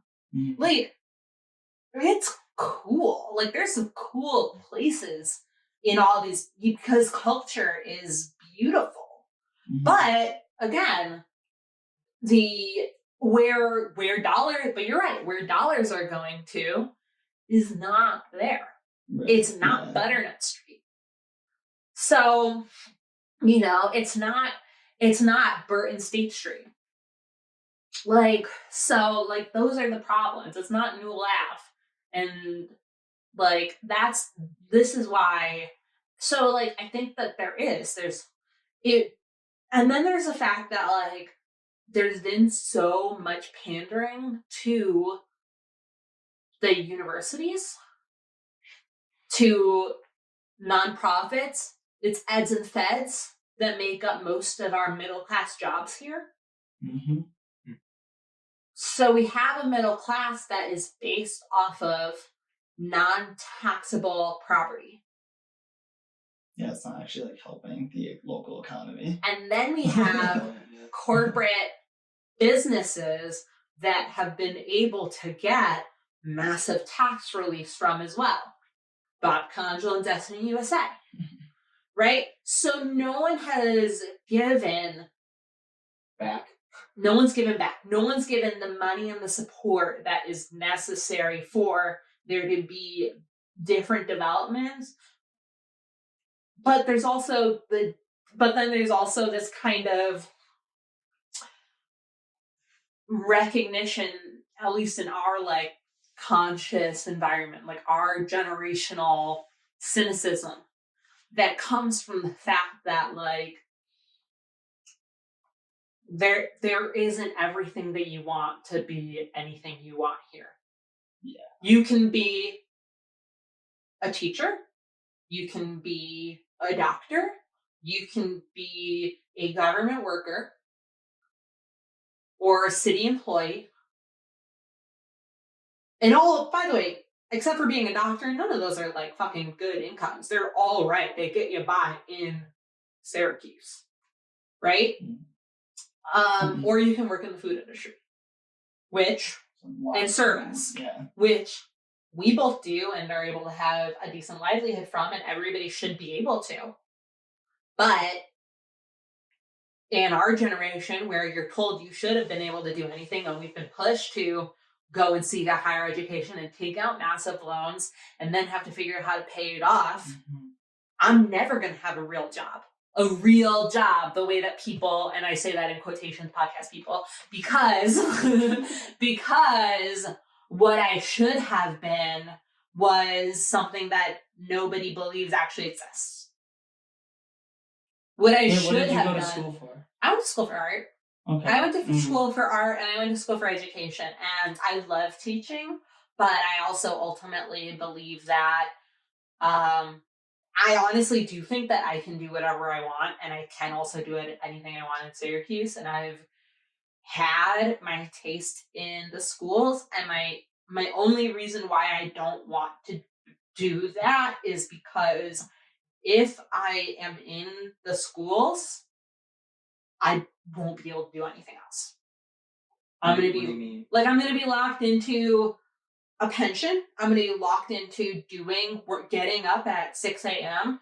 to work until 3 p.m. in that building, and then getting out and grading. And it will be a very satisfying life, but it also means that I don't get to meet fucking weirdos and like be a witch with my friend and like.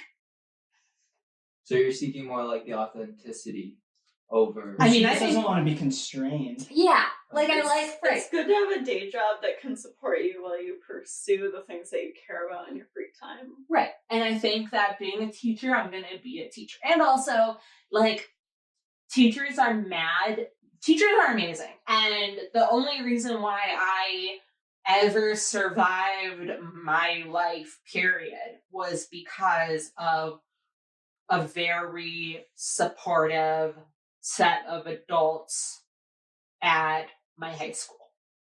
Like, I was definitely lost. Mm. And I had people that were adults that saw me and believed in me. And the only people that I was around, like, I kind of had, like, you know, without getting into shit, like, I had some fucked up shit go down while I was a kid. And I was definitely left alone to my own devices and experienced a lot of, like, bullying and strangeness and couldn't find my way and felt like I was different from a lot of people for a lot of different reasons, and skipped school a lot and didn't take anything seriously and I didn't have any opportunities to explore creative things until a couple of really important adults in my life were like, I think that this would be good for you because you are smart and you have these talents that I never knew I had. Among which was like art and performance and reading and critical thinking and research and all of these other things that like I thrive doing now that make me good at the work that I do now and good at, you know, speaking to you right now. And good at being a creative person who wants to strive for a more beautiful world. Like, so that all being said, teachers are fucking cool. And there's a reason why I wanted to be a teacher for a long time. But once I'm there, and I always like, even like 3 months ago, I was like, okay, I guess I'm going to teach now. And I kind of knew that I was going to get locked into that. And I love variety and I love discovery. And I think that you can only experience that. Sometimes you can only experience that in education through the people that you teach and not through, like, you don't get to be, you don't get to be a student as much anymore. And I'm definitely a student. I'm curious, what did you go to school for anything? I did not. Okay. I did like a brief stint at OCC, but I wanted to work because I just wanted to live on my own. When I was at OCC, I was like sleeping on my dad's couch, and it wasn't. I met some punks. They had a house where they did house shows in the attic. And I started hanging out with them, and I was like, I want to live here, and I want to make art, and I want to just like do cool things. So I stopped going to school, and I moved in there, and I just got a job, and working ever since. So it's like for you, it's work, art, and try to find that balance. Yeah. I'm okay with having just like a day job that I don't necessarily feel super passionate about. If that means that I can support myself in my other like creative endeavors. You know where your values lie. So it's like you're kind of using your day job as a means to allowing you to pursue your passion. Totally. And I guess like it would be cool to make a living doing something creative or something more self-driven, but I also think that something about the creative experience becomes downgraded once you're relying on it to survive. Yeah. Right, because then you're thinking bottom line and numbers and I guess less about the creativity. Right. What I guess I'm curious about is like, okay, so you both for different reasons are doing jobs that maybe aren't ideal to what you thought you may be doing, but it's allowing you to do something you love. What do you have, like, I don't know, any ideas or avenues that you want to take with your witchcraft or whatever to create a life where you don't have to work those jobs? Right. Well, so I'm going to say on my Or do you end, even think that's possible? I'm going to say on my end that I do love my work and that that's a reason why I... What work? So right now I'm the purchasing manager over at Possibilities. Okay. And I've been in food and service jobs for a while. Like I managed the produce at the food co-op. I did front of house management over at Otrocinco. Like those are my 3 jobs that I've had since I left college. Aside from, and I also substitute teached for a stint. I've done some after school programs. I've, done all of that stuff too. But, I think that my skills, including I'm definitely a research person. And it's kind of funny to realize what a research person you are when you do like really shitty in like science classes because you can't put together like a fucking lab report. Like I struggled a lot, and also and when you're younger, you don't fucking believe in yourself, and you're like taught like, girls are stupid at science. Like you just learn these you learn these stupid things that people tell you that make you not believe in yourself. And what you learn is that your actual skills are like, I'm very investigative.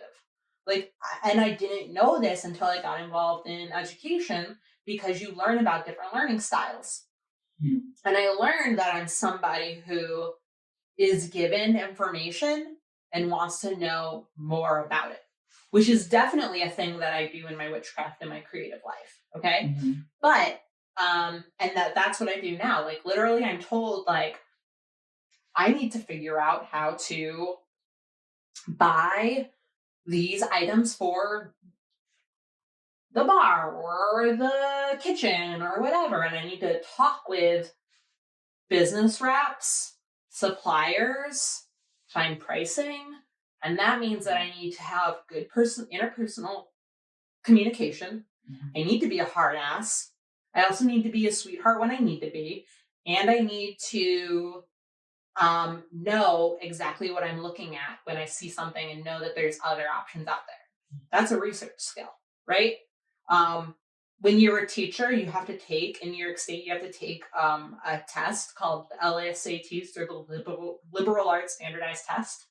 And so you basically take a series of standardized tests that show your efficiency at the liberal arts, at math, science, English and English language literacy, your proficiency in your subject. So I had to take an art class because I was doing art education, and then research and method. I did kind of shitty at the math, kind of shitty at the science, decent at the English. These were all things I expected. I did pretty good in the arts section that I had to. I got like 87 or something like that. I was in the 98th percentile for research and method. So something that I had no idea was like an actual important skill. And I'm also not a standardized test taker at all.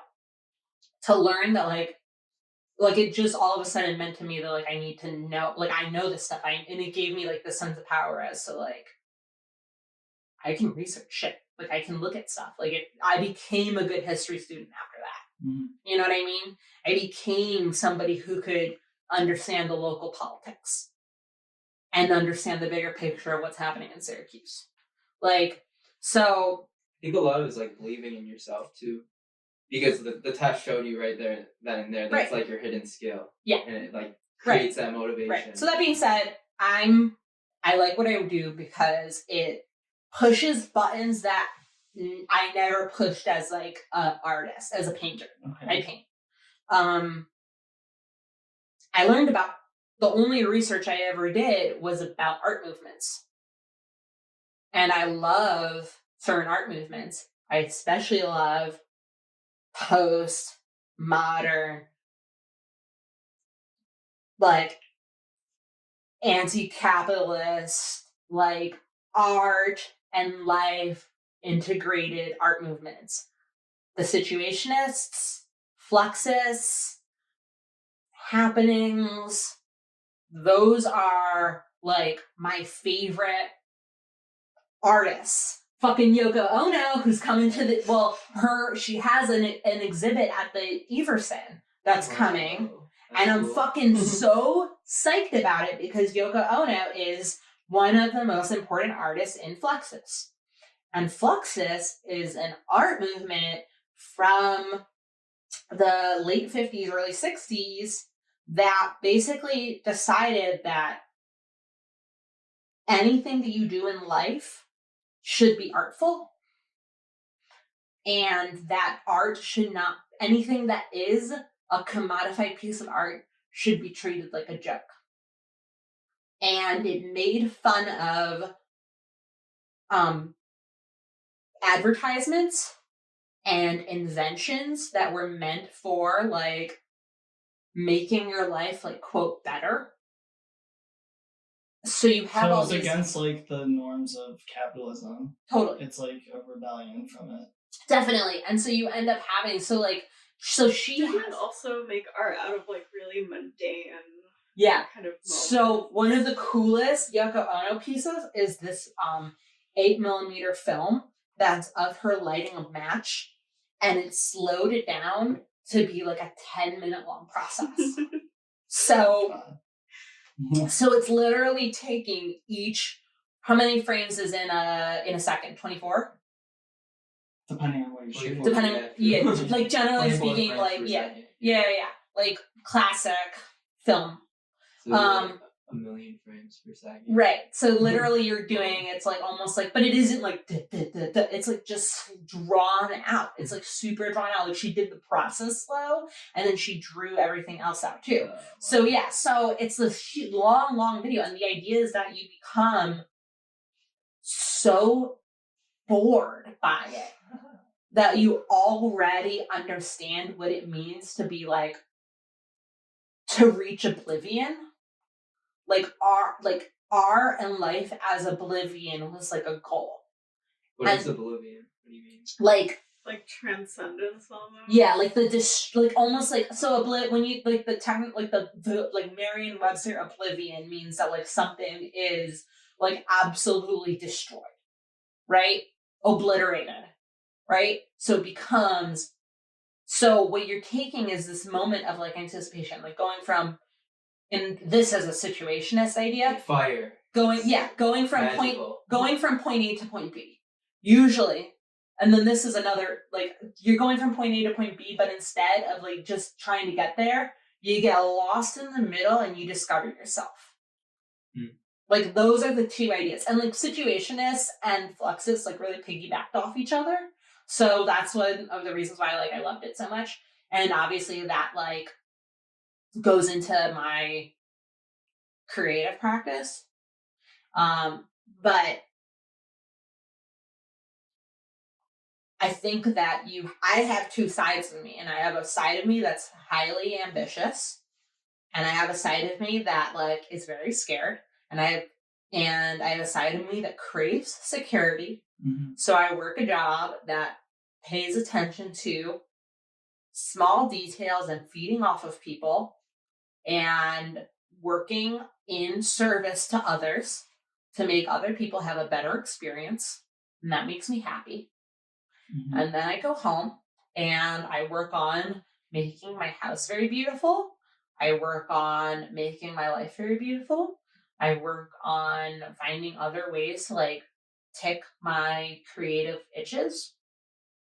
And if I can do both of those things at once, then I'm happy. Mm-hmm. Cool. Okay, I get. I just wanted to see, like, and I think you hit it perfectly, that you're not like displeased with how like the combination of things in your life are going. Right. And that's good. That's awesome. Yeah. I mean, that's why I'm scared of teaching. Because I might just be You might change things for I might just be happy in my job. Right. And who wants to I don't know, in this group, who wants to be happy at their job? Like, who wants to just have their life to be their work? I guess I am interested in practicing astrology professionally, but I don't know. What does that entail as far as a professional astrologist? Yeah, basically you would read natal charts for people. So you would read their birth charts and like, you know, they might have a specific focus. I had one done in January where I was asking about career, actually, what we're talking about right now. So you can have a particular focus on like what your natal chart says about a certain area of your life, or it can just be more general. So yeah, that's what it would entail. And so you would do this as like a private practice kind of thing? Yeah, it would be like consultations. So I sort of have a dream of being Jen's sugar mama. And I would love to be like, have my career be, you know, like very successful in service industry, because I think that I thrive in this and like business, and that I would be able to use my free time to help and support this project that we work on, and that Jen would be able to be the leader in this. In what way? Well, I don't know. I just think, and I feel like such an asshole because I'm always like the person that takes like the lead on these like topics and conversations. Like I feel like I've been talking so much, but Jen is actually have so much to say. I have so much to say, but Jen is a fucking badass and just so knowledgeable, and that she has a really excellent vision, and that like the only reason why we're still doing this after our hiatus is because Jen is so good at keeping me on the ball that this vision needs to move. So let's hear it. The floor is yours. No, I don't know what to say. No, but it's just like, okay. It's just, I don't know, like the idea of whatever you're doing being something bigger than what it is. Yeah, and she cares so much about this and would love for this to be the thing that she does professionally, that if the witching hour was something that I was a part of, but Jen was the president of, and she's the one who runs our website and is the one who holds on to our laptop, and is the one who like, you know, we like right now we're the house, like this house is the studio, but Jen's the one who she runs the social media. Do you guys live together here? No, I live with my boyfriend here. Oh, okay. So, but like, if I can be kind of the home base and support for like Jen to just like pay attention to all of the stuff that needs to happen to make this successful, I think that would be fucking dope. Because I just like to talk about what I do. So she's more like the administrative, like managing. Jen is definitely our administrator. We make a good team. We make a great team.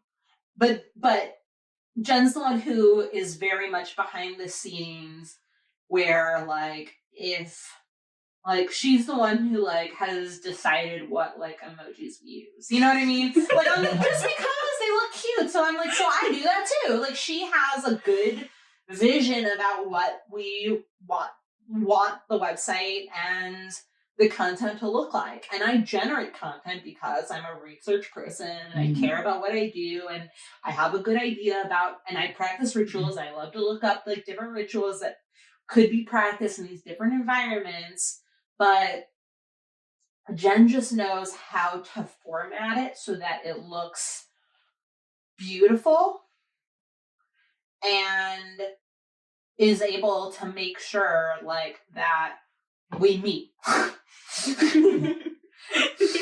I think it's like hearing how you guys are explaining kind of what your project is with the witching hour and everything is perfect for this podcast, because it's in that like idea creation time still, and it still hasn't maybe become what you imagine it to be, like when it's fully blossomed, you know? What do you see the witching hour to become? I would love to feature so many people. I mean, I think that's kind of the coolest thing about doing a podcast is just like meeting really interesting people who have interesting things to say, and there are like some more high profile people that I would love to talk to. But I also like, I love just our conversations, and I think just the more that we do it, the more honed in we'll get on what exactly it is that we want to do and be. And like trial and error, feel it out a little bit. Yeah, or just evolve. Yeah. There's a huge community of witches over the internet, and there's there's Lisa Stardust, there's like Brie Luna, there's Jenny there's Nicholas. people who've like made careers out of this topic area. Right. So it's not out of the realm of possibility. No, absolutely That's what I was not. trying to understand. Definitely like, is this not. even something that like you could get to that point? 100%. That's awesome to hear. Yeah, who have like blogs and online shops and like write for Vogue and write for Bustle and like all of these other like, you know, and they're the resident like astrologers, and like, you know, conversations when people want to ask about witchcraft and Cosmopolitan, they contact the Hood Witch, the Mexican Witch, Lisa Stardust. Like they contact all of these different internet witches. They're seen as the thought leaders of witch. And it would be really cool if somehow Jen and I somehow got to be part of those conversations. Totally.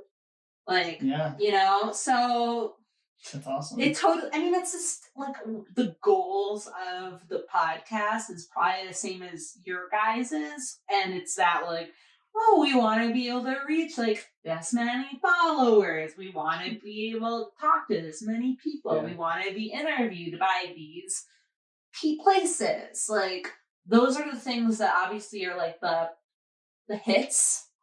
I feel like nowadays, whatever topic it might be, it's the same. It's a very similar formula. Yeah. As far as like you're trying to expand your reach, you're trying to hit I wouldn't say I want to be able to be sponsored by Casper Mattress. Like not every podcast is trying to do it for like the sake of like.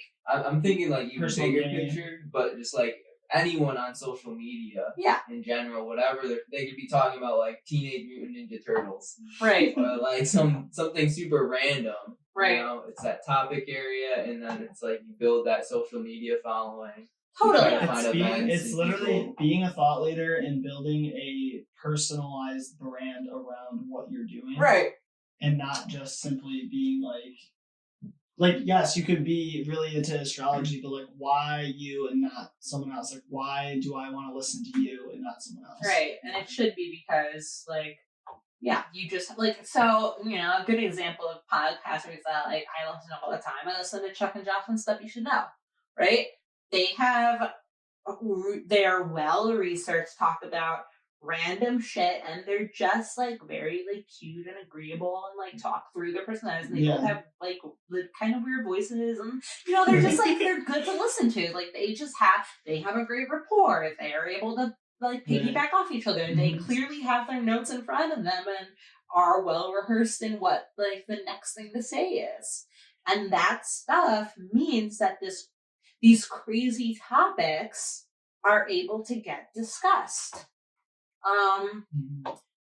My favorite podcast is probably Public Intellectual by Jessica Crispin, because she also talks about like current event topics, but from a very critical lens, and she often frames things in a way that people aren't really talking about, and there's a lot of nuance, and she embraces contradiction, and it's like perspective shifting. Right. I really appreciate that about her podcast, and would love to have some of the same qualities in our work.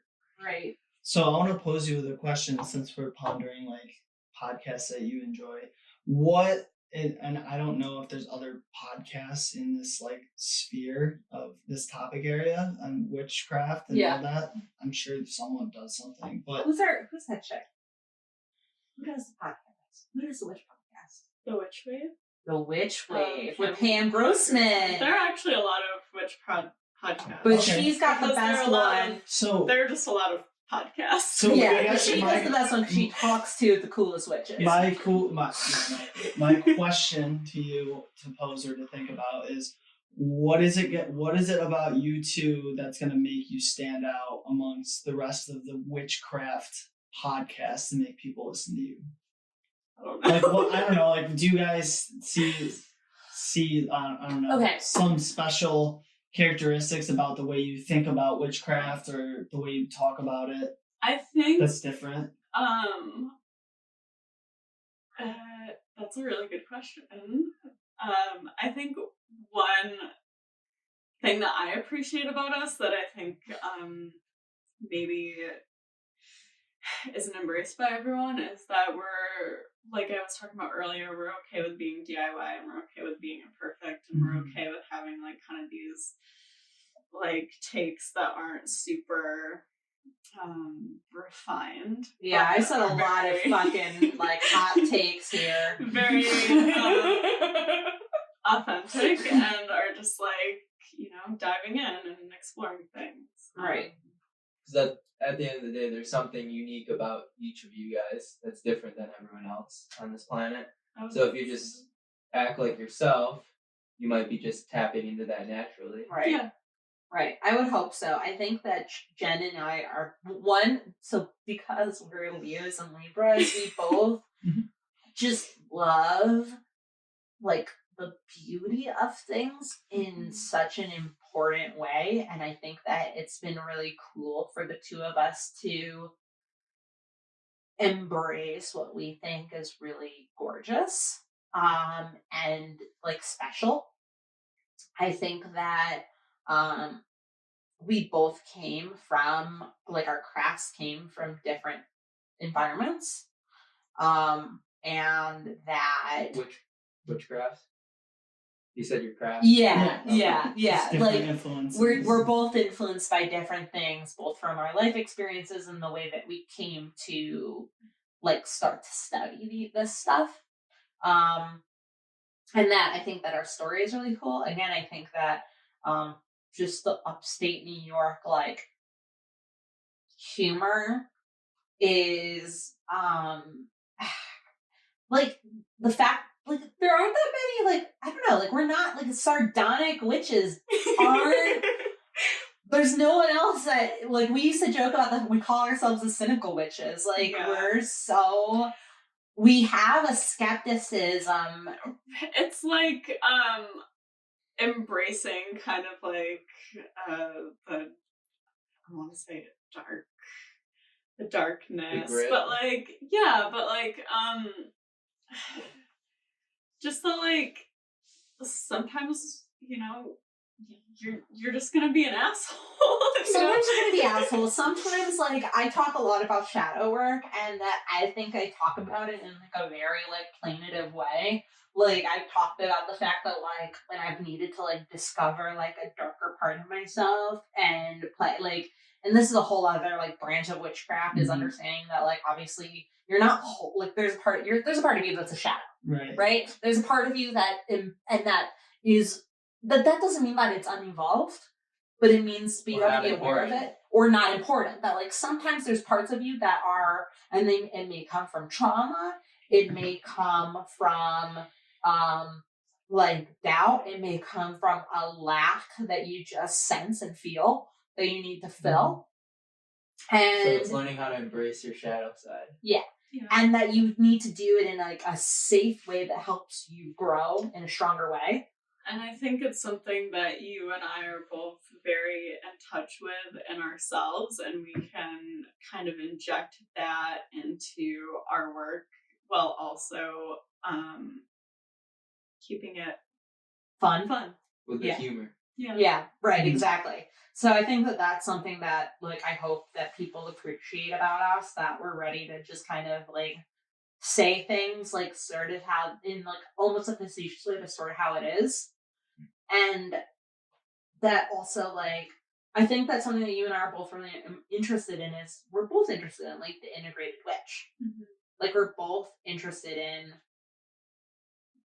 like being like that there isn't a side of you that's like, oh, I practice witchcraft. Like, yeah, that I only practice witchcraft when I, you know, cast a spell and like join my coven and like, or that like it's all about, you know, like having this garden and like, you know, like growing your hair to your ankles and like, you know, only bathing in like patchouli oil. It's showing what being a witch really is, not the stereotypes everyone thinks it is. Yeah, it's more about just living an intentional life, right? And than anything more dramatic or I guess involved. Right. Not that there's anything wrong with that, but I think our focus is more on like the day to day. And the more that we talk to other witches when we have the opportunity to, the more that we understand that that's very much the case anyway. Like our conversation for most people. Totally. And like our conversation with Starhawk, who we originally kind of had, like we were very intimidated by, and had this like kind of pedestal of her because she's pretty important. She was like, she had her own little like sharp tongue on some things too. Yeah, it was really fun. And it was really fun to kind of be able to see that, and that maybe sometimes you're not asked that. So the Lisa Stardust like bustle articles don't say that shit. Annabelle Gatt, who writes for Broadly and Vice, talks a lot about like who to flirt with, and that also touches on like a single dating culture millennial thing, but like fucking feeling like lost and hopeless is also a very millennial vibe. Right. And that's and no one's talking about that. That's what I think that like we're not afraid to talk about. Yeah. But it's not something that you'll find very often, and like I don't know, there's so much like because it has to be about empowerment. There's so much self-help stuff out there right now that's like, oh, just like self-love and like stuff like that. And it's like, yeah, like that's cool and all, but like what about like the dark side of your experience? Right. Suffering, existentialism. Right. Yeah. What about deciding that you're gonna smoke all your like a pack of cigarettes indoors? Right. Like there's just even just like just feeling uneasy or disconcerted by things. Right. There's nothing in self-help that can speak to that. What about missing when you were bulimic, or when you did all these drugs, or like when you were abused by your partner?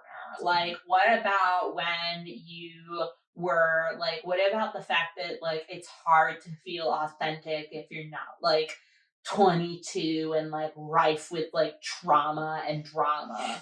Like what happens when you're approaching your 30s and now you own a home and you feel like you're fucking selling out. Like, you know, like Real shit though. yeah, and I mean, you gotta make a plan. I think you two just hit on exactly what is going to make you stand out. Though. Yeah. Like, I don't know. It's about really, what is it? Fucking gouging that emotional vacuum. Make people feel somewhat uneasy, but enough, not so uneasy that they're not going to continue listening to hear more about it. Yeah, or I hope that like people will like recognize part of themselves being acknowledged by others. Right. Yeah. Even drawn. Because they're like, finally, someone's talking about this. Right. And everyone else is acting like it's not a thing. Yeah. Yeah. Yeah, I think that there's definitely obvious, and I think that that's a quality of social media influence for sure, is that it's always so rooted in like the positive, like perfect Especially Instagram. vision. Yeah, I mean, we all have to be Right. PC now, and Yeah. there's a lot of restrictions in terms of like what Right. people feel like they're allowed to talk about. You know, you just need to know that like sometimes like I said, I think that that's our brand and our vision and our like voice is definitely accepting that, like, Accepting yourself. and Just yeah, speaking the truth. and that witchcraft is not always about being a better version of you. Yeah. Whoa. Yeah. Well, I like that. totally. That's cool. That's something like super like on the other side of the spectrum. Like, Yeah. With the personal growth, it's like, yeah, why are we striving always to be better? Yeah. That's just being like For sure. okay with Why- how we are. yeah, Yeah. peace. Yeah. Yeah. And I think And that's super Buddhist too, is just being at peace with like just yourself and nature. Yeah. Why are we having these super high expectations on Right. ourselves that are unattainable and might take 50 years down the road to achieve? Like, Yeah. And you're just wasting your life in the Right. meantime. Right. And I'm not a maiden anymore, and I'm not going to be a mother, so where does that put me? Whoa. Dude, this is hit. Sorry. Fuck yeah. This is hit. This is hit. sick. So I was listening to a Am city. I already a crone? I was listening to a City and Color. I'm a album fan. today. It was a live album, and Dallas Green is talking to the crowd, and he was saying like, for this song, or he was saying like, in the past I've asked people to like turn their phones off for this song, right? Because like people are so interested in taking a video of it that they forget to even experience it because they're so afraid that they're gonna miss like the memory of like it happening that they don't even like experience it themselves. And like it's such a great microcosm of like that conversation of not just being like okay with who you are in the moment and always like constantly needing to Oh be my something God. else. And have you ever actually tried to take a video of like stuff like at a concert? It's actually really embarrassing. Well, and you it had like sucks. a traumatic experience So my- with her idol. So my story is that so I'm a big Slater Kinney fan. Okay. Huge Slater Kinney fan and a big Carrie Brownstein fan. And I've been listening to Slater Kinney since I was like 15. Like The Woods came out, and I was a big fan of One Beat and all that. And then got into their later stuff and got into Carrie Brownstein's like XQ17. And I went to see Slater Kinney, and I went to go see them at Babe Records. Is that what it's called in Buffalo? It's on Anita I'm not sure Franco. if that's what it's called, but I know what you're talking Yeah, about. it's Anita Franco's venue in Buffalo. So really cool venue. And you know, I'm like thinking to myself, and I'm usually like so not into taking videos of this stuff for that reason. Like I'm gonna not experience it, right? But I'm like, it's fucking Slater Kinney, and I'm like right in front of Carrie Brownstein. And I'm gonna take a fucking video, and everyone's gonna know that like what fucking badass she is. And and I try to like take a video, but like my video And I don't know why, but like my phone just like wouldn't, like it was from like another time that I had to take a video or a picture. And I also like use my phone a lot at like work for like taking pictures of shit. So I think I had it on flash. Oh no. And I couldn't fucking take it off. And then I like hide it. And then I'm like trying to do it. And I try to like take it again. And I can't. And it just keeps on fucking going to flash. And so I'm literally blinding Carrie Brownstein. No. And she dead eyes me. Like fucking looks at me like I'm the shittiest person. You know what I mean? And I just like I'm clearly pissing her off, and so I just like fucking throw it away, and I'm like, no video, you know what I mean? Like no video. And I was like so mortified, and then I really wanted to have like a good moment with her. Like I was very close, and she handed like a guitar pick to like somebody that was like right next to me that I felt like, you know, and I'm being like judgy and shitty, but like it was like somebody who like I just felt like didn't love her the way that I did. You know what I mean? And, but I ruined my chance to get her a guitar pick because I fucking flashed her with my phone.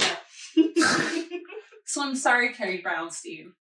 I didn't mean to do that. But even as funny as that is, and shitty as that is, you learned a lesson in terms of being in the moment and appreciating the now and not. And I always totally. And I usually adhere to that philosophy. Mm-hmm.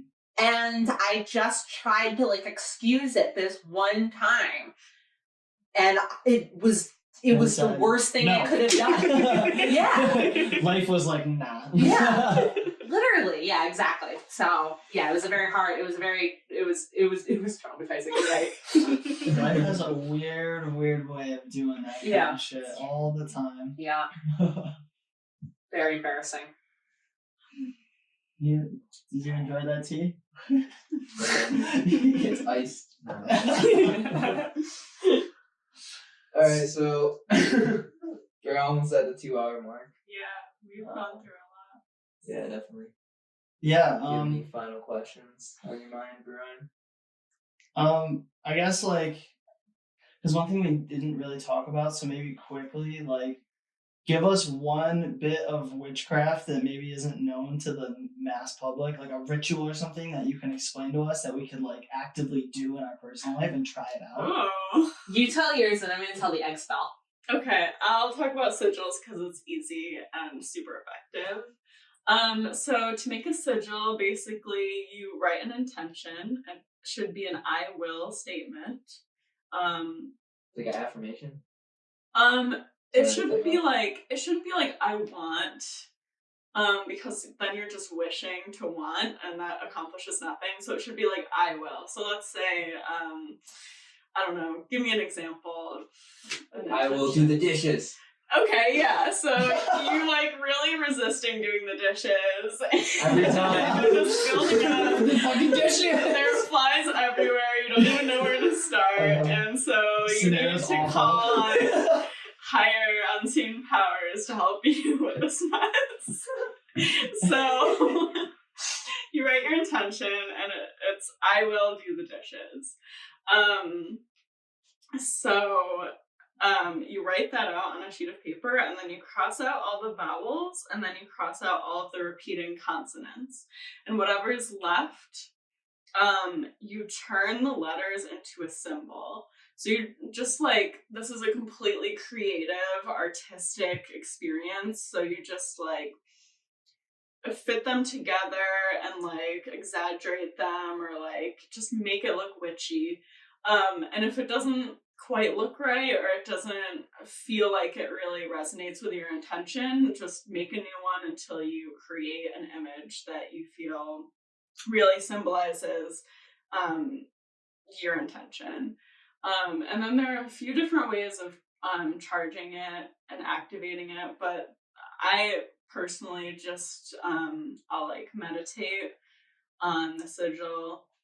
I'll visualize the like what it will look like once the intention has manifested.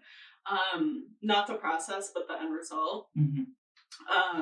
and then after I feel like I've really like gotten a solid grounding in that, I burn the sigil and then I forget about it. And then you do the dishes? Well, if your sigil worked, you do. But I guess I've never used a sigil for something quite so practical. I usually just like force myself to do the dishes. But so it's like a far off vision. Let's say, I mean, it might be something more lofty, I guess. Like, I will make more money, or get this job that I want, or something in your relationships. Right. I was thinking like I will end up with like the person that I've been like really into. Look at you romantic. I am a romantic. Yeah. So it's good to be specific, but not too specific. So if you're like, I will end up with so and so, it might not be.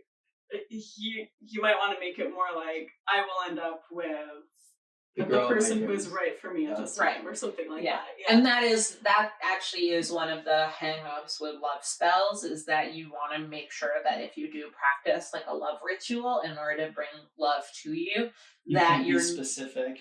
And that you're not taking away the will of the other person.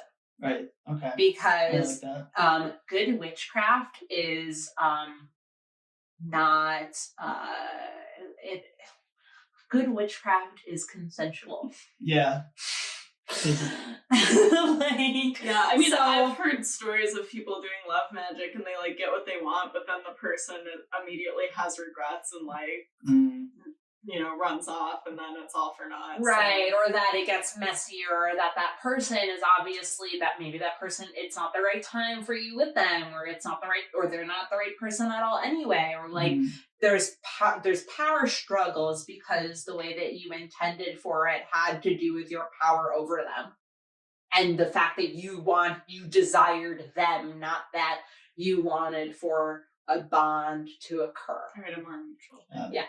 Question: can you do a sigil with more than one person? Can you absolutely together as a team do one? Oh yeah, you can make your Boho Hobo sigil. That's what I'm saying. I was just like, no, I can do it on my own, but like you can do a cool one. I think the group magic is super powerful and cool. So you should definitely do a sigil together, like with whoever. Yeah. It's really fun and simple and effective. Yeah. So that's my ritual. Okay, cool. So my ritual, and this is I love this spell. I call it the egg spell.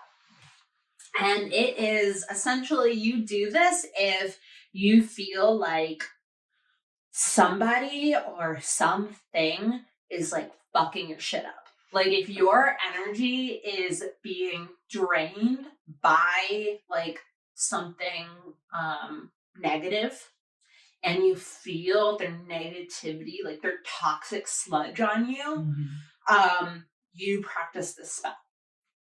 So it's definitely an anti-hex thing. And it's definitely like if you're getting fucking bad vibes from somebody. I had a good friend who was a good example, and I mean I have my own reasons, but a good one that I'll just say is that she's a stripper, and she was. I think she recently stopped, but she had a stripper that was Romanian, and she was like pretty sure that like she was doing like Romanian like shit, like spells on her, like she was being hexed, because all of a sudden this woman's like bad energy was like on top of her, and she wasn't making good money anymore, and that people were like not coming to her for dances, and that like this woman's presence and her will to make money was like eclipsing my friend's dancing. Okay. Did she know she was a witch at the time? She was just making. She like so. That. This is why I'm giving this example, because I told my friend to do this spell. Okay. And she could have been like being xenophobic, honestly, but she felt like this friend who was Romanian or this like coworker who was Romanian was like putting negative energy on her, and she was just like, and she knew that like her this woman and these other Romanian strippers that she worked with all had their own practices. So again, let's not use the word witchcraft in this, but they had their own customs and superstitions that were maybe putting negative energy onto my friend. Okay. And in my case, anytime that like somebody has like come up to me and just like given me some fucking bad shit, I've used this spell. First off, you take a bath. I think that baths are mad important. They're mad important to witchcraft. None of us takes baths anymore. But like, or just it's just like a purification. It's a purification. You need to purify yourself, okay? Because first off, get that toxic sludge off of you. Okay? Like, scrub it off. That's the first thing you need to do. All right. And you should generally do, and this is across the board something that you're supposed to do with witchcraft. You need to purify your spaces. That means like clean your house, sweep your floor, do floor washes are like a very cool like magic that I think are really great, where you put like specific oils that help you like into your like soaps that you use to clean your floors. So like for prosperity and home, I use rosemary when I mop my floor. Clean your shit up. Take a bath. Then you visualize the negativity that the person or the situation has been putting on you. Okay? You grab a raw egg and you hold the egg and you kind of like cover your body with it. Like, I'm not saying break it. You don't break it yet, but you hold it and like kind of run it down your body, visualizing all of the toxic negative energy leaving your body and going into the egg. So the egg is a vessel that you're trapping all of the negativity into. Okay. And this, like, really fucking feel through what you're being put through, and really visualize it. Like, I visualize it as like a black smoke going into the egg. Okay. So you visualize all of that leaving your body and going into the egg. Okay. Now, when you are ready to move on, you're ready to leave, you're ready to walk away from it, you take the egg, all right? Put it somewhere safe for now. I get myself dressed the fuck up. I get myself into a position of power and feeling good with my newly cleansed body. Okay? I look and feel my best without all of that negative energy on me. I go and I do something that is important to me, will take care of me, and will treat me well. Okay? While you go to do that, you take the egg and you throw it behind you in the street. Let it break behind you. Like before you go to whatever. Where on your way to your event. To whatever, to your next, to your moving on. So you keep the egg until you've decided on where you're going to spend that. Where you're going to spend your newly positive space. Okay? I also usually make a point to take my egg away from my home so that I'm not going to pass by the splatter anymore. Okay. But when you smash the egg behind you, you don't look back. Right. Because that defeats the purpose. Yeah. So you're basically, the goal is for you to get all of the negative energy off of you and expel it and release it somewhere that is far away from anything that you touch. and go and live your best life. That's the expel. I swear to God, it is very helpful. How many times have you done that? A lot? Yeah. Like, I mean, I probably have to do, and like, I really try more and more to keep bad shit out of my life, and I'm very good at protecting myself from anybody. Like I smell fuckery. Like I really, like, I do, but sometimes people come at you because you clearly don't want anything to do with it. Mm-hmm. You know, like, there are people that are like emotional vampires that see your strength, see my strength, see my like lack of like care for what they're up to, and get mad. Like, you know, it's totally like the hater syndrome. Like, you know, so you have to, so when people do that, and I also have put trust into some people, especially when I was younger, and they continue to come up and show up and want to take advantage of when I have been loyal. Because this is a quality of a Libra, and like, this is a quality of me, is that I am fiercely loyal until you fuck up for the last time. And then you're like, yeah, and then I cut you. Mm-hmm. You're out of my life. Mm-hmm. Like, I have a very high threshold because I'm a very understanding person, especially for flaws and trauma and hurt. But when you completely have misused like my loyalty to you, and I see that, you're done. Mm-hmm. So this is my Libra and my Scorpio at bat right now. But that's a thing, and that has happened. And so in the situations where I've had people who have attacked me for trying to live my life, or I have had people that have abused my loyalty to them, that's when I use the expel. Now, do you see that toxicity coming, like resurfacing later on after you do the spell? No, because I keep that shit away from me. It's so literally it's uneffective for you. Totally. It's my last act to be like, you're done. This is done.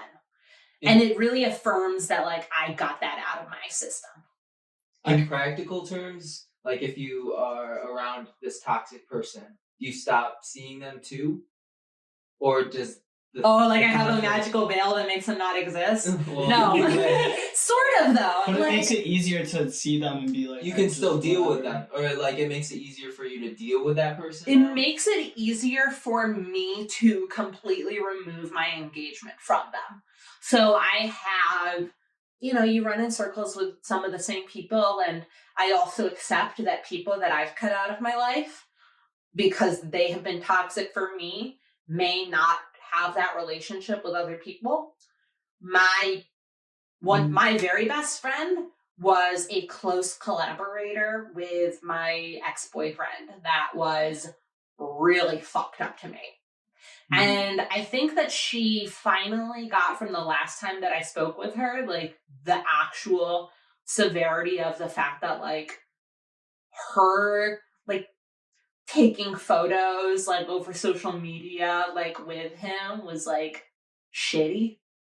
You know what I mean? But, like, so these people, like, for an example with that person, like, oh my God, I remember when he fucking, like, kept on, like, commenting on our Instagram? Yeah. Like, on the witching hour? He, like, okay. messaged me personally and, like... Yeah, so I dealt with, like, a real fuckboy. Yeah. And, like, and I was so, like, I was, like, fucking way too good to him and for him and all that shit. And, like, all of his good friendships honestly piggybacked off of, like, my hard work as their friends. Just why with my best friend I was like, this is fucked up. But somebody like that, I have been able to, one, accept how much I hate him, and accept how much, or in another case with another friend that I've had to let go, accept how much, like, the way that they interacted with me would never be good for me. When these people roll into town, also none of them live in town anymore because this is my fucking city. I always, like, when there are weddings or something and they're there, they don't interact with me. They know where I stand. And I stand where I stand, and I enjoy myself. And maybe they enjoy themselves, but it's not important to me if they enjoy themselves. Right. But you're not like, no one's like actively trying to make things awkward. You're just like, no. And I'm empowered through my intentions to no longer let these people have an effect over what my environment is. So the fact that there's no engagement with that relationship anymore is like a sign that affirms that the hexing, is it hexing or spell? It's essentially like a curse removal. Curse removal works. Yeah. That my egg spell worked. Yeah. And I usually this is that like I've cleansed myself of these people. They are literally like burning in the street for all that I care. And flies are eating them, and they're getting run over. That's an interesting concept. Because, like, like when you're hating someone, that you're like expending energy to hate that one person. Right. So when you just like remove them completely, it's like you're not. Yeah. You're removing multiple burdens. You're removing the bad energy, but you're also removing the energy that you have to spend on like thinking about that bad energy. Definitely. So doing right. And I would say that like for most of the instances, like I have like 4 people in my life that were important to my life that I have fully let go of. One is my mother, one is a best friend, one is a boyfriend, and another one was like another close friend that just like honestly was always just like really shitty to me. And in the case of these like 4 people, the only person that I still am like, yeah, I for real hate them is my boyfriend. but I can't. Your ex-boy? Yeah. Oh, okay. Yeah. Yes. I hate the guy that bought me a house. No, yeah. And the reason, and I honestly think that, that hatred is, honestly, it's healthy because there's no other, because everybody else has respected it, has respected the removal. My former best friend knows where I stand. The other fucking dude that like was a friend that just fucking mistreated me to death, probably doesn't see any fault, just thinks that I'm a bitch and that's fine. All right. And that's even worse. Yeah. My like long-term like anger with my mother was like vindicated when my brother and my sister like realized that she was just as abusive to them as me, and everybody cut ties with them. And this ex is the only person that just fucking tries to like put their shit in again. And so like you have to have, and I have to maintain a healthy anger against them as a means of protection. Where the other ones are snipped. So yeah. His evil magic is still strong. So it's not a perfect solve for all scenarios, but it helps. It helps me. And that's the most important part. And like I said, for other people that have experienced these problems, I generally think that it truly, because the reason why the egg spell works is because you're truly visualizing yourself no longer harboring it. You're able to make peace with it outside of yourself. I like that. Yeah. I could see it making sense even if you don't approach it from like the witchcraft Oh, yeah. background? In terms of just like mental health. Yeah. You know? Yeah. That's basically what you're talking about is forgiveness. Or just like deletion. Deletion, for sure. More like deletion. Yeah. I think like that's one of those things. I think that you don't have to always, you know, you can turn the other cheek for sure. And there are definitely people that you turn the other cheek for. But then there are other people that like the boundary, just couldn't ever be okay. Mm-hmm. Because with the ex, it seems like you're strong enough to turn the other cheek. But if like he's trying, like intentionally trying to weasel his way back in, it's like you have to constantly be like running. Right. Or Like I said, like it was really keep turning. Yeah, and this person also like had like I had a fucked up relationship with him with my magic, and I had a really fucked up relationship with him with my art. And so it was very upsetting to me and also with my best friend. And so it was really fucked up when he started to comment on us starting the witching hour and talk openly about our witchcraft. And he's like posting like hand claps and like whatever to be like, yeah, you go. And I'm like, you're one of the reasons why I stopped magic for a while. You are literally the reason why I had to throw all of my tarot cards into like the ring.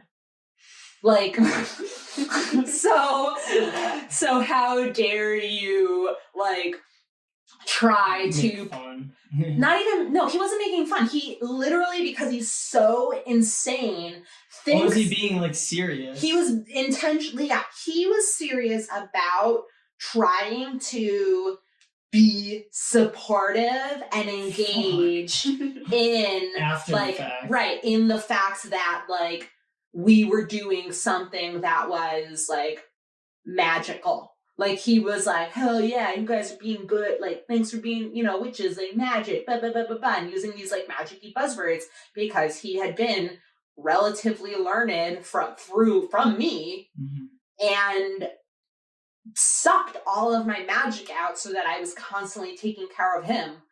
And, like, when you end up, and exactly, like, just had no, like, his self-awareness as to how harmful it was and like and offensive and inappropriate for him to like try to engage, and what a boundary step it is when you know that I want nothing to do with you and I've blocked you on my personal Instagram handle and social media to come onto the public one that I have to maintain to try to be the good guy. This guy really loves being the good guy. I think that's why it keeps popping up, because he wants to like. He really wants, and he like gave my best friend like a letter that he promised, like that, like I don't know what it said because my friend was like, he gave me a letter and I told him I wasn't giving it to you, and I was like, good, throw it away. Like, that's the hardest part, when people don't realize their wrongdoing because they're convincing themselves that they are the good person, or they're doing you a favor. Right. Yeah. So that's why he's the only person I still hate. Well, enough of that. But anyway, that's the fucking egg spell, and it really does do wonders. Quick question: do you keep doing it like every night? Egg spell? No, you because do it once. You do it once. You get it all out. Alright. You do it. You get it all out. Like whatever is like really eating you, that like negative thing, that like time that you're in like a dark place or something is really like to the point that it's no longer that like black hole in your stomach, but it's all over you. That's when you do the egg spell. So is there a time where you've waited too long to do it, or can you do it? Shit. I mean, I'm just thinking, like, what? I don't know, dude. You're being recorded right away. I think that when I have done it, it has been absolutely imperative that it gets done. I'll say that. So you'll know when it's right to do it. Yeah, like it's almost like there's nothing else that works except for you to finally just fucking let go of it. Throw it away. Word. Yeah. Good to know. I'm just thinking of like situations where I could have done it, but probably now. Well, don't live in regret. No, I'm not regretting. I'm just thinking like, well, now it doesn't make sense to do it because I'm over it. Right. I'm sure Right. there'll be There's another time to do it. situation. Yeah, the egg is always I just want to there. think of a time where I could do it just for Right. like the sake of doing it. Yeah. But it's actually really cool. It's really funny. This was something that like I learned from like my grandmother, who is like It's kind of a traditional. totally. It's like Latin Americans do it. It's like it's totally like I saw like I follow like Latino culture blogs and stuff, and there was like a little like thing about it that was like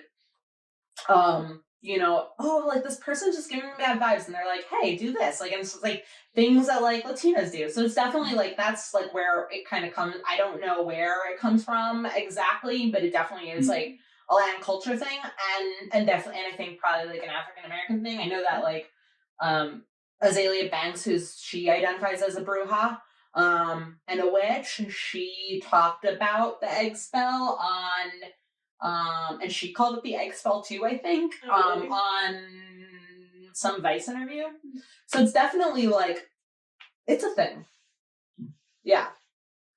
Like, the Boho Hobo community is about to get woke on these witchcraftery. Witchcraftery? What would you call it? I don't know.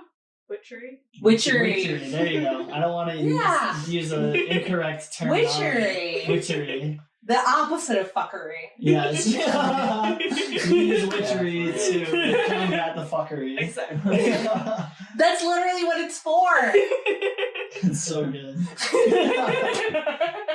Well, this has been fucking awesome and a lot longer than I expected. Yeah. So that's cool. Thank you. Yeah. Thank you. Do you have any like last remarks? Anything you want people to take away from? Well, we hope that everybody who listens to Boho Hobo or Bindlism, everybody listens to Bindlism takes a lesson to the witching hour, because I feel like we went all over the map here, but our ideas about witchcraft are generally prepared in a more concise way on each of our episodes. Yeah. This is just the nature of our podcast. No, it's very just organic. So we're definitely very to the, we have like we tried it because witchcraft is all about realizing a vision. Our podcast is very much about realizing the vision for the episode. Got it. So you can find us on thewitchinghour@syr.com.